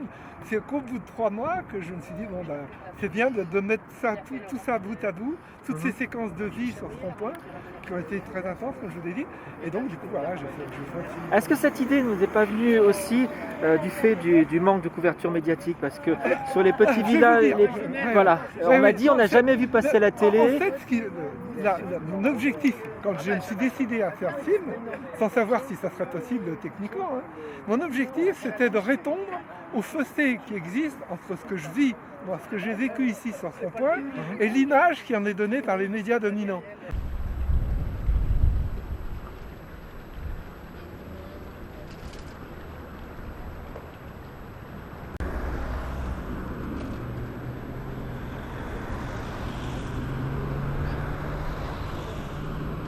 En tout cas, c'est vrai que c'est une jolie cabane. Oui. Vous pouvez peut-être nous faire la visite? Bien sûr, entrez. Donc là, vous avez donc des femmes, vous vous réunissez ici? On fait quelques réunions, c'est aussi pour manger quand le temps ne le permet pas dehors, parce qu'on préfère être visible, donc on reste dehors. On a un petit feu qui nous a été donné par un artisan, un feu à bois. On a installé côté cuisine de ce côté-là, donc on évite de jeter trop de plastique, donc on a chacun notre gobelet marqué à notre prénom. Et puis on amène le café, ce qu'il faut pour manger. Objet trouvé, qu'est-ce que c'est? Alors objet trouvé, des fois on oublie tant des lunettes, voilà, des lunettes, du papier, voilà, certaines choses. Ici vous avez des graines qu'un artisan qui fait du bio nous a laissé pour pouvoir voilà. Là on voit des petits gilets jaunes, donc c'est des choses que vous vendez? Oui, c'est fait par le petit-fils d'un gilet jaune, c'est fait avec une imprimante 3D. Et après, donc, il est peint à la main. Et puis nous, voilà, pour se faire un peu d'argent pour la cagnotte, on vend ça ici. Vous les vendez combien? Alors, ceux-ci sont à 5 €, mais sinon, on a des badges de ce genre, voilà, qui sont à 2 €. Ici, c'est le film dont je vous parlais, de Jean-Claude Allard, qui est passé à Cuisy dimanche et qui a fait ça le comble. Et donc, on a fait un badge qui représente le film. Ici, c'est Je veux du soleil.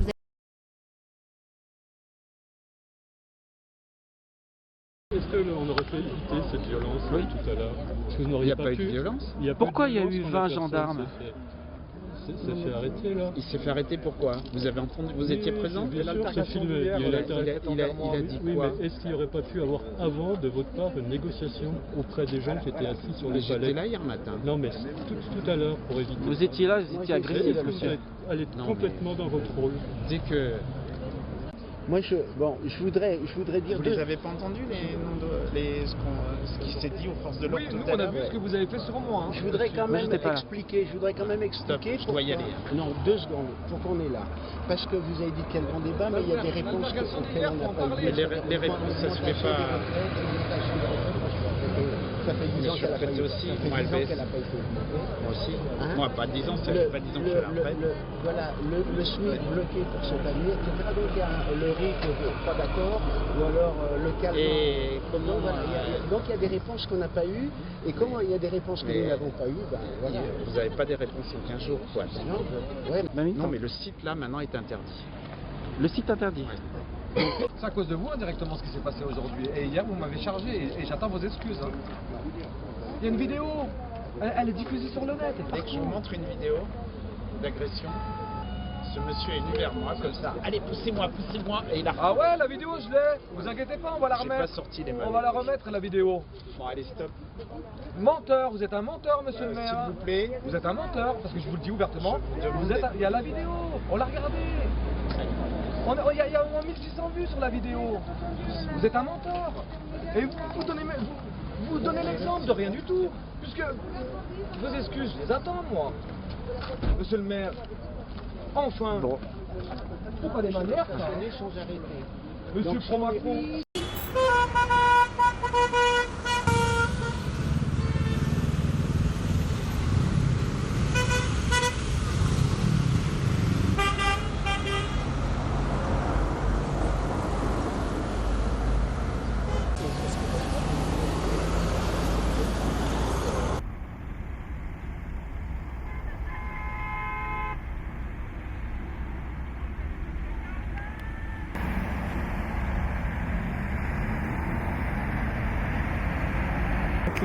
Aujourd'hui, les gens sont allés sur Grenoble et à Faverges. Sur Grenoble, Faverges, et puis sur Paris ou Lyon, enfin dans différents lieux de rassemblement. Mais donc plusieurs étaient aussi sur Annecy. On gaspille de l'argent. Et nous, en France, ce qu'on voit, c'est qu'on paye beaucoup d'impôts et on ne sait jamais où ça va. On nous dit après, ah bah oui, parce que ça a été, en gros, on apprend 6 mois, 1 an, 2 ans plus tard. Ah, Il y a une grande partie qui dit que c'est pour rembourser la dette.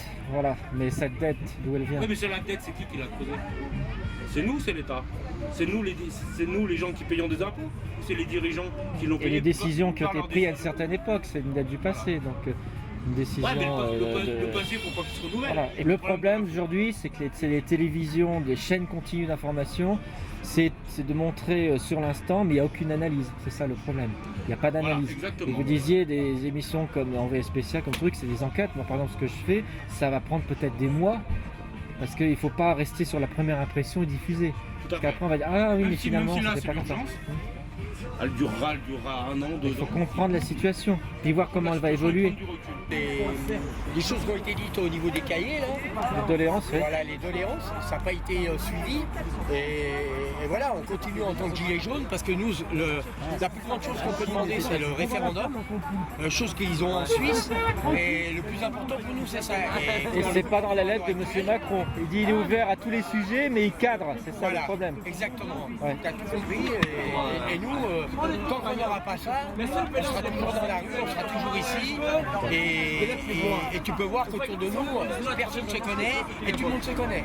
D'accord, toujours une fraternité. Voilà, une fraternité très très forte et dans tous les niveaux. Aussi bien comme couleur de peau qu'il n'y a pas de racisme ici, il n'y a rien. Après, il y a des divisions aussi, il y a des gens qui ont leurs idées, leurs sujets, mais donc vous partagez, vous êtes tous sur le même bateau alors. Toutes les idées sont bonnes. On écoute même les gens qui sont contre les gilets jaunes, on les écoute. Là, il y a une personne qui a qui a plus ou moins dit certaines choses, on l'a écouté. On est là pour écouter. On n'est pas là pour faire ce qu'on voit à Paris, faire de la castagne et ce qu'ils en sont. Alors, il faut bien dire que vous êtes sur Annecy, ça s'est toujours bien passé. Toujours. Mais nous, en tant que gilets jaunes, on est pacifique à fond. On n'est pas là pour faire de la casse. Et tu peux voir que tout niveau, tout âge sont là. Il y a des gens qui ont 60 ans, qui sont à la retraite, et il y a des étoiles de mer, là, comme tu vois là. Il y en a qui ont 20 ans. Il y en a qui ont 20 ans, il y en a qui ont 60, il y en a qui ont... Il y a tout âge. C'est moyen. Voilà. Il y a tous les niveaux. Et moi j'ai 61 ans, tu sais combien? Je vais te dire combien d'années que je bosse, depuis l'âge de 14 ans, ça fait 46 ans que je travaille. Alors quand M. Macron dit que beaucoup de Français n'ont pas le sens de l'effort... Moi ça fait 46 ans que je travaille. Et depuis le 1er juillet 1974, j'ai travaillé à la commune de Caen, et maintenant c'est la fusion des communes. On a 6 communes. Le maire Rigaud, tout ce qui s'ensuit, je suis jardinier paysagiste et je m'en cache pas. J'ai dit mais je continue à travailler pour payer les études de ma fille. Bon, il y a toujours du travail alors. Parce que si vous perdiez votre travail, M. Macron avait dit qu'on peut... Bah oui. Je suis sportif, et j'ai 61 palais et je m'en cache pas. Et je te dis, Macron quand il veut.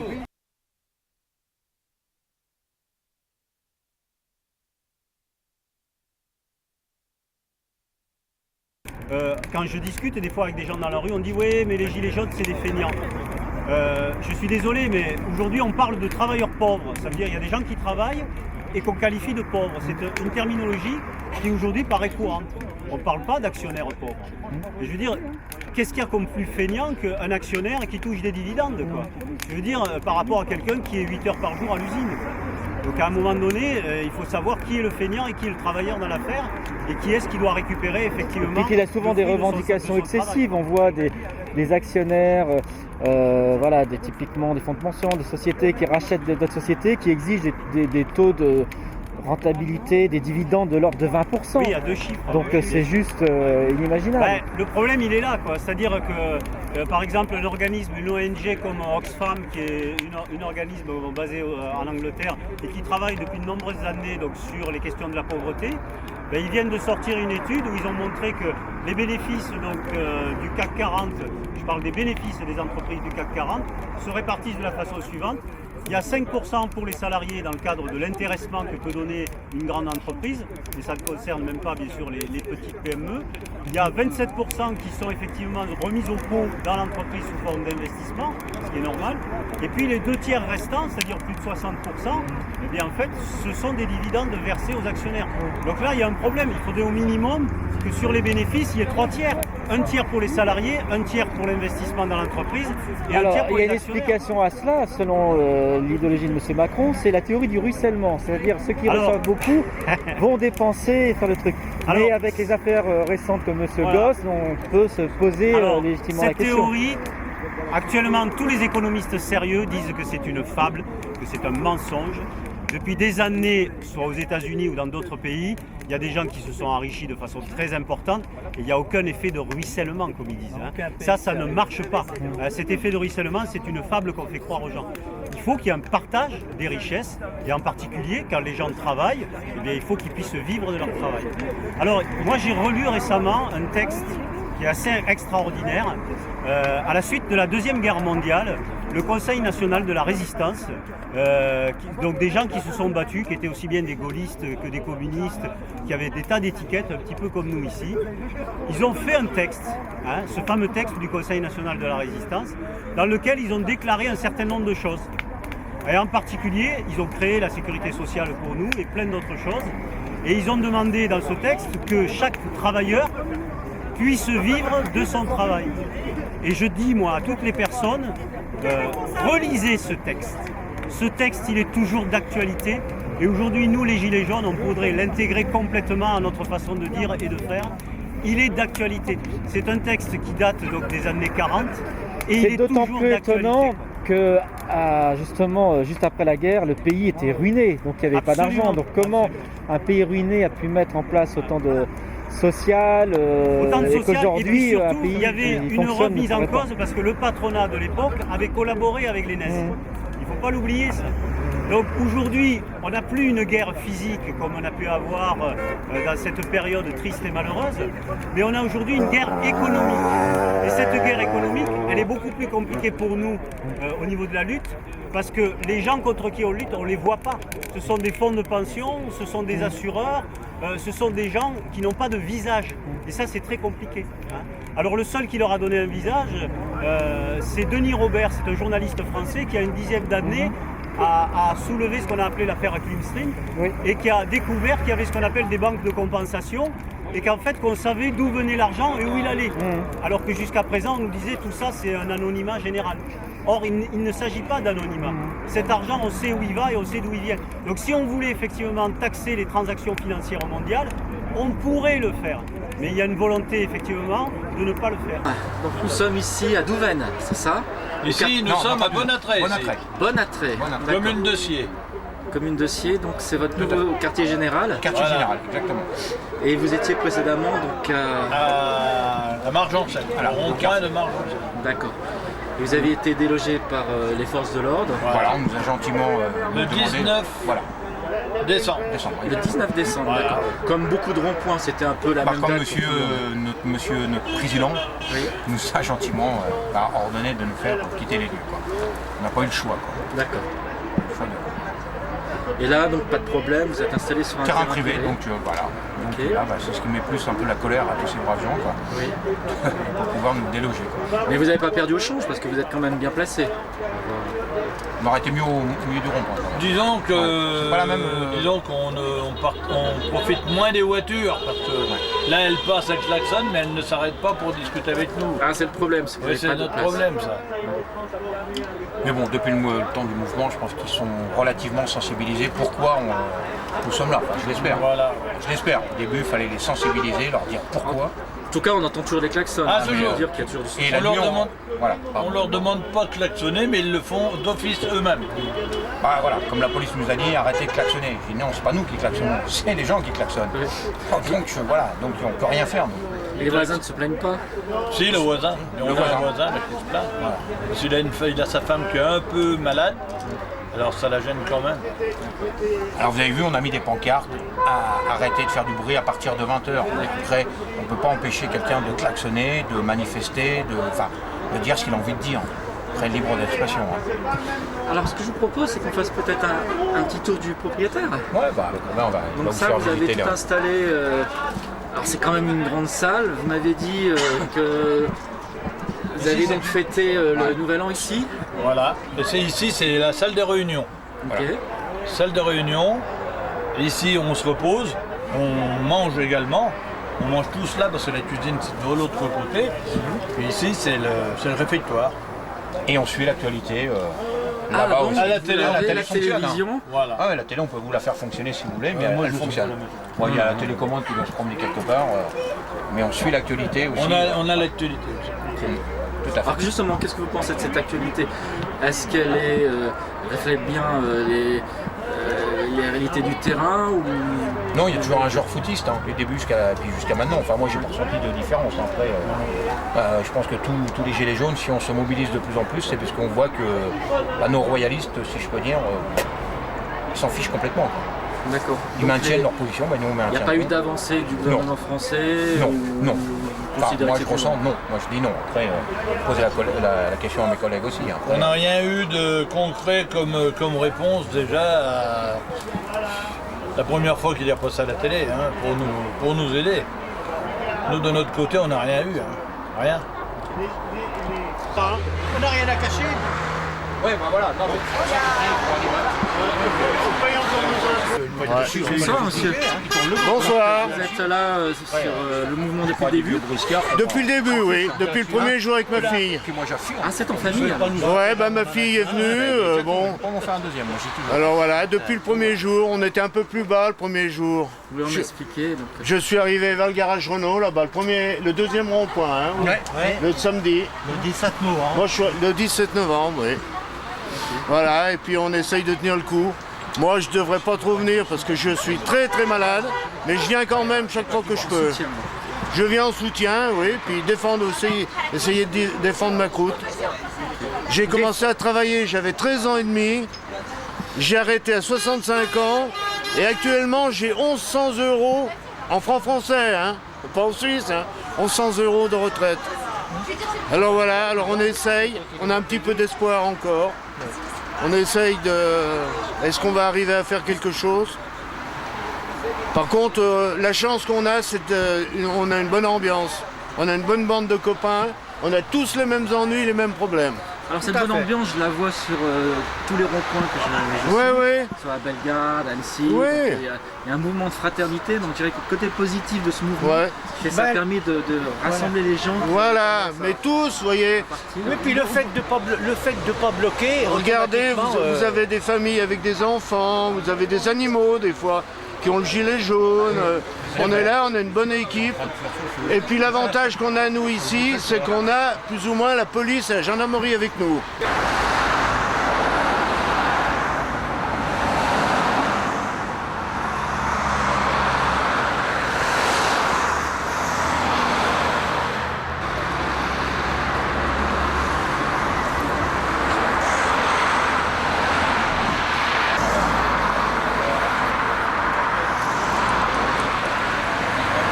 Il n'y a personne qui nous délogera, pas au rond-point non plus, parce qu'on va y retourner. Et vive la Suisse! Merci aux Suisses de leur solidarité.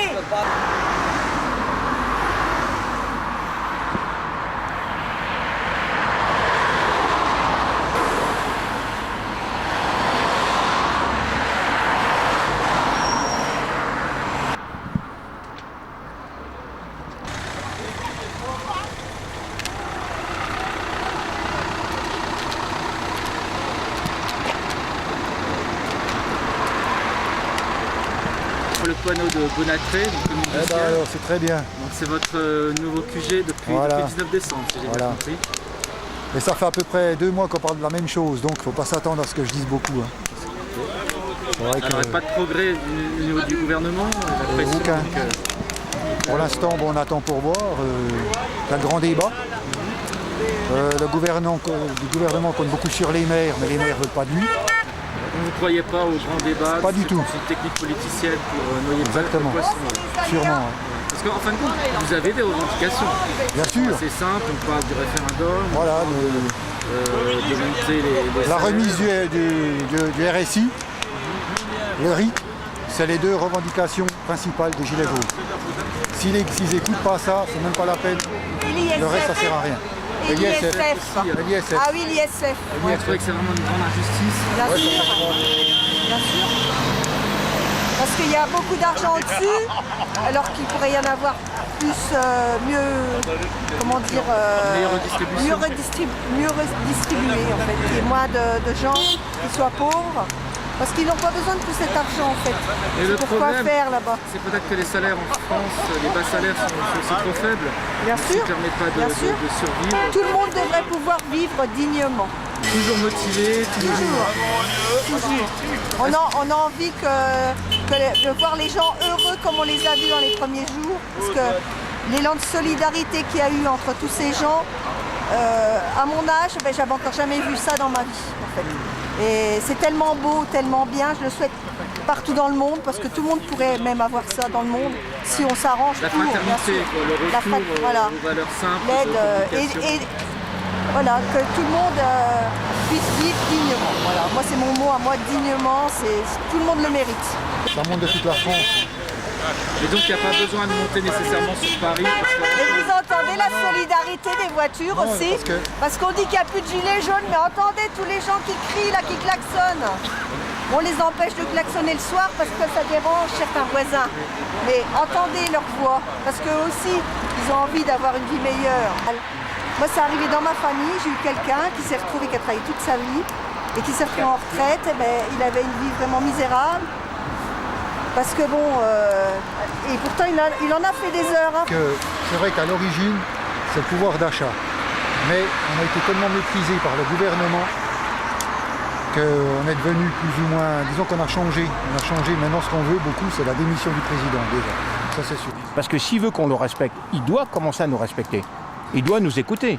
Il ne doit pas envoyer des... C'est vraiment le président Macron qui est... Alors, président Macron, lui, il récupère tout ce qui a été semé avant. Hein. Ça date de Chirac, ça date de Mitterrand, ça date même de Pompidou, j'ai envie de dire. C'est la goutte qui a fait déborder le vase. Parce que lui, il est arrivé, comme moi je le dis toujours, il est arrivé avec son cheval, hein, comme au Moyen-Âge, puis qui disait vous là, les citoyens, donnez-nous tout l'argent que vous avez dans vos poches.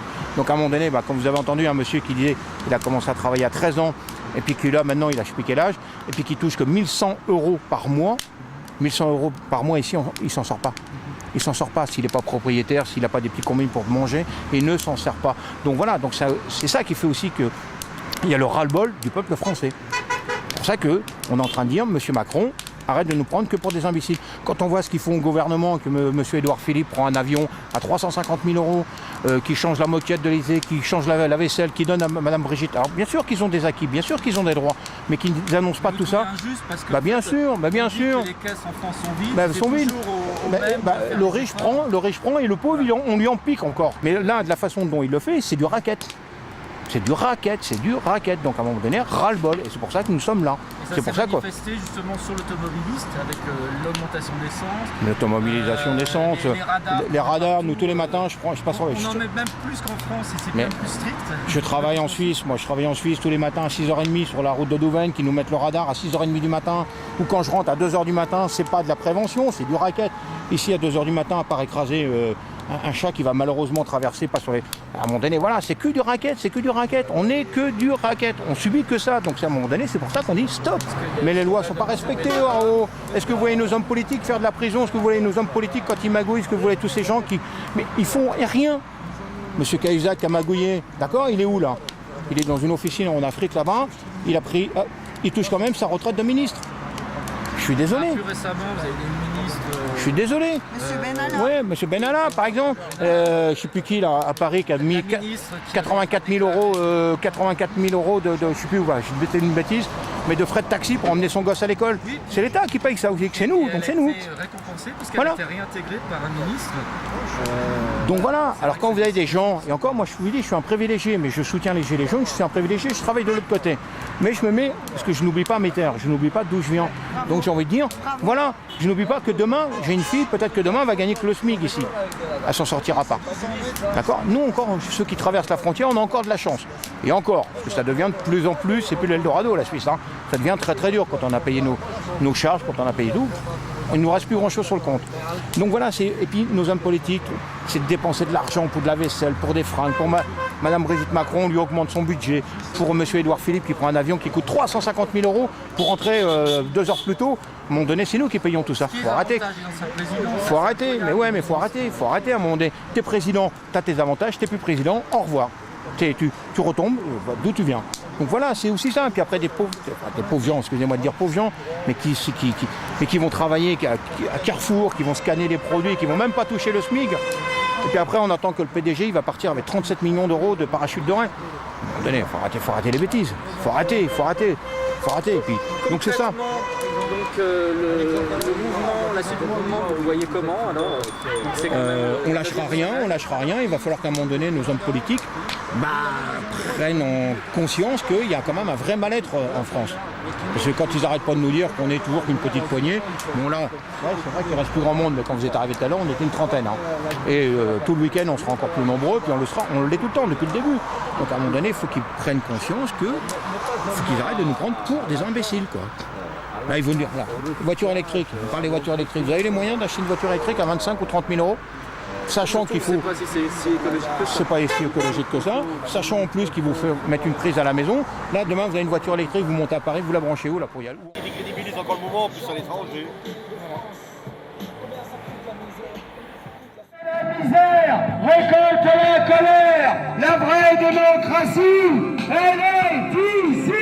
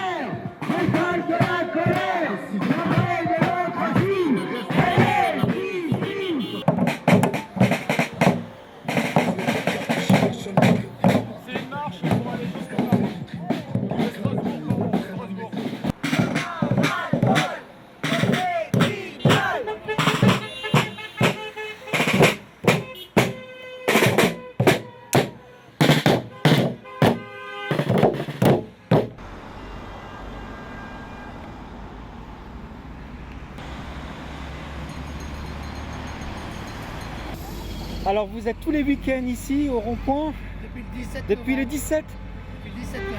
Et comment ça se fait qu'on n'en parle pas plus? Donc il faut venir ici pour voir ce mouvement. En France, 9 milliardaires possèdent l'essentiel de la presse française. Est-ce que vous avez vu le reportage? Je n'ai pas la télévision. Non. Vous avez vu le reportage sur France 3? Ah non, j'ai pas de télévision. On n'a pas de télé. Vous Ah savez, bon, on fait partie des gens qui... Vous voulez plus croire ce qu'il dit, donc surtout la télévision, les télévisions françaises, elles sont toutes à la solde de M. Macron, donc non, franchement non. On est essoufflé toutes les semaines avec eux. On s'essouffle, on s'essouffle. Puis là, en ce moment, si vous écoutez, je pense que ça vous énerverait, parce que maintenant on vous qualifie d'antisémite. J'ai jamais vu d'antisémitisme ici. Il ne faut pas confondre l'antisionisme. On a le droit on a le droit de critiquer l'État d'Israël. Par contre, effectivement, c'est un Mais il y a un député qui va créer une loi pour que ce soit un délit aussi de critiquer Israël.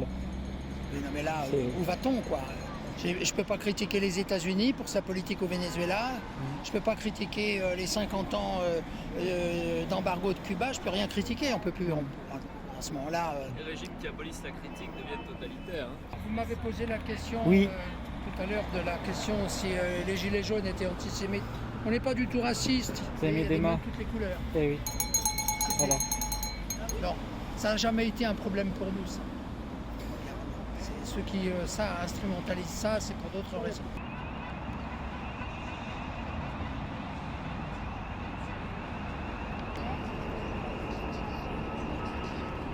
Nous sommes à Albertville, au péage de Sainte-Hélène. Oui. Voilà, on est là depuis ce matin et on est là depuis 17 novembre. À peu près Toutes les semaines, donc. À peu près tous les week-ends. Avant, c'était tous les jours. Et même tous les jours. Avant, tous les jours. Les handicaps invisibles aussi, ça intéresse personne. Les cancers pédiatriques, ça intéresse personne. Je crois que ces messieurs dames sont immunisés contre ça. Puis il y a des gens qui sont obligés de partir dans d'autres pays pour faire soigner leurs enfants parce qu'ils ont un cancer qui ne se soigne pas en France. Ça veut dire que la sécurité sociale française donc n'est pas à la hauteur et mais même pas que la sécurité sociale, aussi les soins. Il y a des méthodes de soins qui ne sont pas encore faites en France, alors qu'elles sont acceptées dans d'autres pays et qui permettent quand même des soins plus importants à certains enfants. Donc pour bien comprendre, donc, ce mouvement des Gilets jaunes, c'est plus un mouvement contre les augmentations de taxes, c'est vraiment un mouvement qui est... Voilà, donc vous souhaitez changer de système politique ou de république? C'est pour ça que le RIC, ce serait l'idéal, ça permettrait aux citoyens de pouvoir aussi décider, eux, des bonnes lois et des mauvaises. C'est ce qui s'appelle la citoyenneté. Hein. Normalement, citoyen, ça vient du peuple grec et c'était pour donner la parole au peuple. Que le peuple puisse donner son avis ou proposer des choses et que les grands de ce monde, eux, mettent en place ce qu'on demande. Quelle est la signification? Qu'est-ce que vous... La signification, on est toujours là et on ne lâchera pas. Moi, je vais vous la dire, la signification. Le péage, c'est un droit qui avait été aboli à la Révolution française. Il a été rétabli en 1955 à la construction des premières autoroutes qui devaient être gratuites une fois que les travaux avaient été payés. Ensuite, on nous a dit que c'était pour payer le réseau secondaire. Et les retraites? Réseau secondaire. Oui. Et maintenant, à partir de 2005, ils ont vendu ça à des entreprises privées. Donc c'est-à-dire que l'argent qui part ici, il y a 49%, l'actionnaire de Area, c'est le groupe Macquarie, australien. Moi j'aimerais bien demander à ces gens où il part notre argent. Voilà. Et on tiendra tant que ce ne sera pas résolu ce problème. D'ailleurs il y a le Sénat qui s'en est intéressé. Ils ont fait un rapport, une proposition de loi le 16 janvier dernier, 16 janvier 2009, dans lequel ils proposent la renationalisation des autoroutes. Donc c'est pour ça qu'on est là. Parce que ces autoroutes, venant de Suisse, on les trouve chères. Et oui. On ne comprend pas. Donc c'est parmi les autoroutes les plus chères d'Europe. Oui. Mais et ça ne profite pas à l'État en plus. Ça ne profite pas à la communauté. Ou à part la TVA, mais c'est encore une taxe. Même pas, ça nous échappe. Aujourd'hui, les autoroutes qui ont été payées par nos soins, les bénéfices qui sont dégagés par ces autoroutes, on n'en voit pas la couleur. Et ils veulent faire la même chose avec les barrages. Il y a 2 barrages hydroélectriques qui sont concernés dans la région, 144 sur toute la France. On nous annonce la privatisation des barrages. Donc on a les 3 secteurs, l'énergie, l'eau et le transport. Le problème, c'est que les barrages, c'est vraiment un bien national. C'est un bien public. C'est un bien national donc, qui devrait être protégé par nous. Au moins, au minimum, vous demandez votre avis. Seulement, la France, elle est vendue à la découpe depuis 40 ans. Ils ont cassé l'industrie. Maintenant, ils essayent de casser l'artisanat avec les directives travailleurs détachés. Et nous, on a de plus en plus de chômage. On voit beaucoup de petites camionnettes des pays de l'Est qui font de la Sans arrêt, sur Chambéry, il y a une entreprise qui embauche 200. J'ai rien contre les Polonais. Parce qu'à côté de ça, les entrepreneurs, ils nous disent on trouve personne pour travailler. Donc on a quand même un gros problème à résoudre chez nous. Je tiens une société, un garage. J'embauche 12 personnes. J'ai 47 ans, c'est la première fois que je manifeste. Je manifeste pourquoi? Pas simplement pour moi, parce que j'ai suffisamment pour vivre. Mais quand je vois tous les gens, notamment nos clients, qui se retrouvent dans des situations mais infernales, et qui n'arrivent plus à sortir la tête de l'eau, qui se présentent avec leur voiture, qui n'arrivent plus à payer quand on leur annonce 500 € à payer, les retraités aujourd'hui nous disent il faut que je paye en 3, 4 fois, chose qui ne se faisait pas il y a 10 ans en arrière. Plus on avance, et plus on a l'impression que le pouvoir d'achat des gens diminue et qu'on se paupérise. C'est plus d'impression, c'est une réalité. C'est une réalité. Jusqu'à quel point, disons qu'on arrive à une situation, maintenant c'est plus tenable. Le problème, tous nos problèmes sont liés à l'argent. À chaque fois qu'on demande quelque chose, que ce soit pour l'éducation, la santé, les maisons de retraite, tout est un problème d'argent. Mais je pense que cet argent-là, il existe. Il est créé chaque année par toi, par moi, par tous ceux qui sont là. Et donc, c'est la force vive du pays qui crée l'argent. C'est pas les énarques. La meilleure preuve, c'est qu'aujourd'hui, Carlos Ghosn, il est en prison depuis 3 mois et Renault continue à sortir des voitures. Donc ce monsieur-là, j'espère pour lui qu'il va prendre 15 ans et que ça lui permettra de réfléchir à pourquoi il tape encore dans le pot de confiture alors qu'il gagne le loto tous les ans. 14 millions d'euros par an, il gagnait ce monsieur. Et on va encore tout lui donner... était gratuit à côté, il avait 4 maisons payées par l'entreprise. Aucun frais. Et on va encore lui donner 800 000 € de retraite par an. Joseph, tu touches combien par an de retraite? Je touche 1100 € par mois. Et il y a 10 ans en arrière, j'en ai touché 970. Alors en 10 ans, j'ai pris 130 €. Mais le coût de la vie, il a augmenté. Mais le coût de la vie a augmenté. Le coût de la vie, bon, on en parle. Maintenant, moi j'aurais un message pour ce Carlos Ghosn qui gagne 1000 fois plus à la retraite qu'un retraité. J'aimerais qu'on lui enfile dans le bec 1000 assiettes et qu'il en crève. Voilà. Notre salaire, on le voit entrer, on le voit ressortir et on n'a rien. On n'a rien. On n'a que nos yeux pour pleurer. Et après, on dit que la France est le premier consommateur d'antidépresseurs. Mais moi, ça ne m'étonne pas. Honnêtement, ça ne m'étonne pas. Mais baisser les prix. Moi, je fais un caddie de course, j'en ai pour 130 € et j'achète rien. Un peu de fromage, un petit peu de viande, un petit peu de légumes. Voilà quoi. Et vous en avez pour 130 €. C'est affolant. Partout. C'est trop cher par rapport au salaire. Il y a un rapport avec salaire et frais qui n'est pas correct. Vous êtes là depuis le début? Oui. D'accord. Alors on se relève, jour et nuit, il y a tout le temps quelqu'un. La motivation, c'est les gens qui passent. Ils sont super solidaires et c'est cool. Ils nous apportent à manger, à boire, un petit coucou. C'est super sympa et on pense à nos enfants. Pas grand ou pas à moi? Non, ça l'est. Par moi.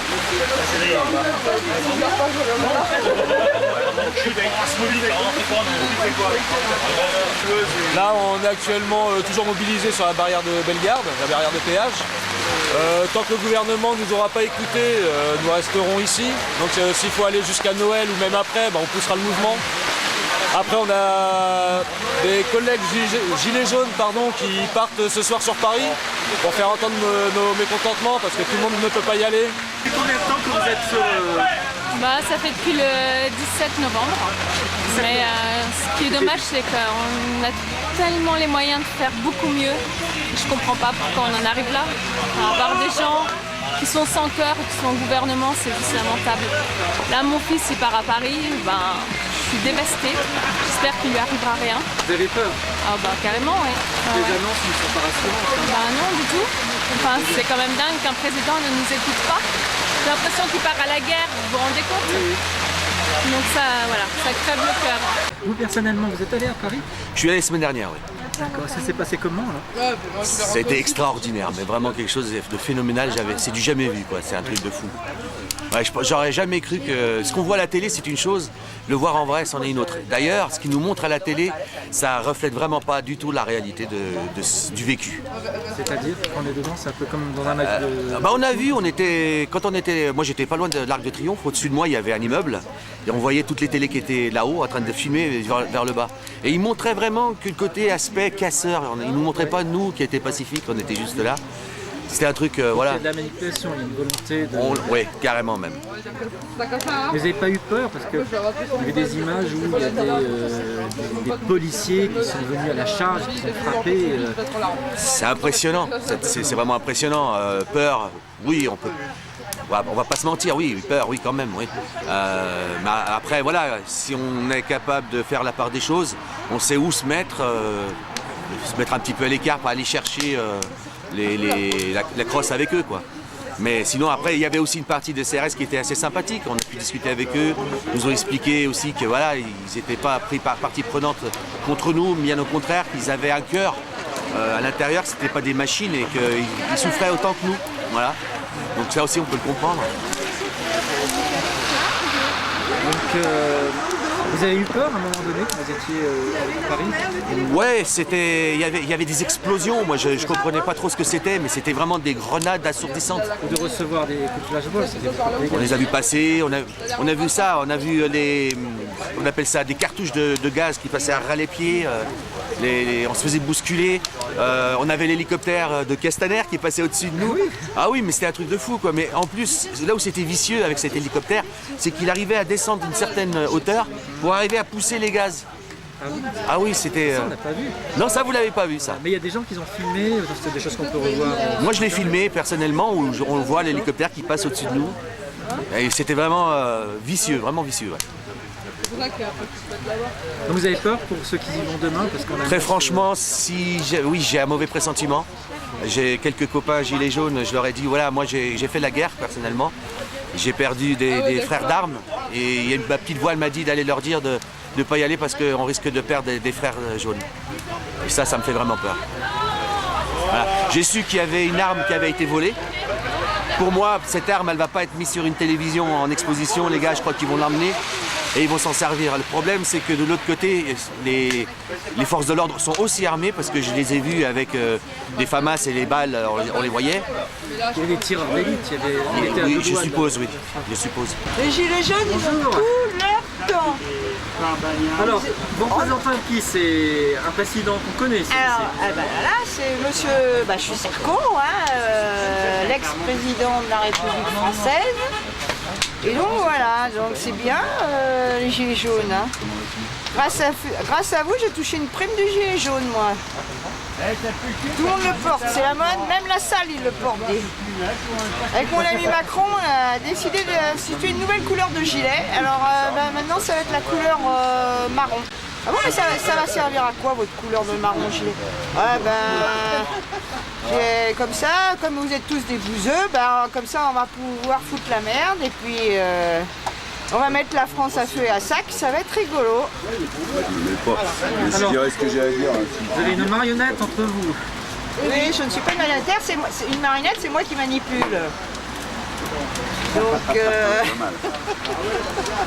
Donc T2S et Delta Plus, ils vont se frotter les sabots, la vache.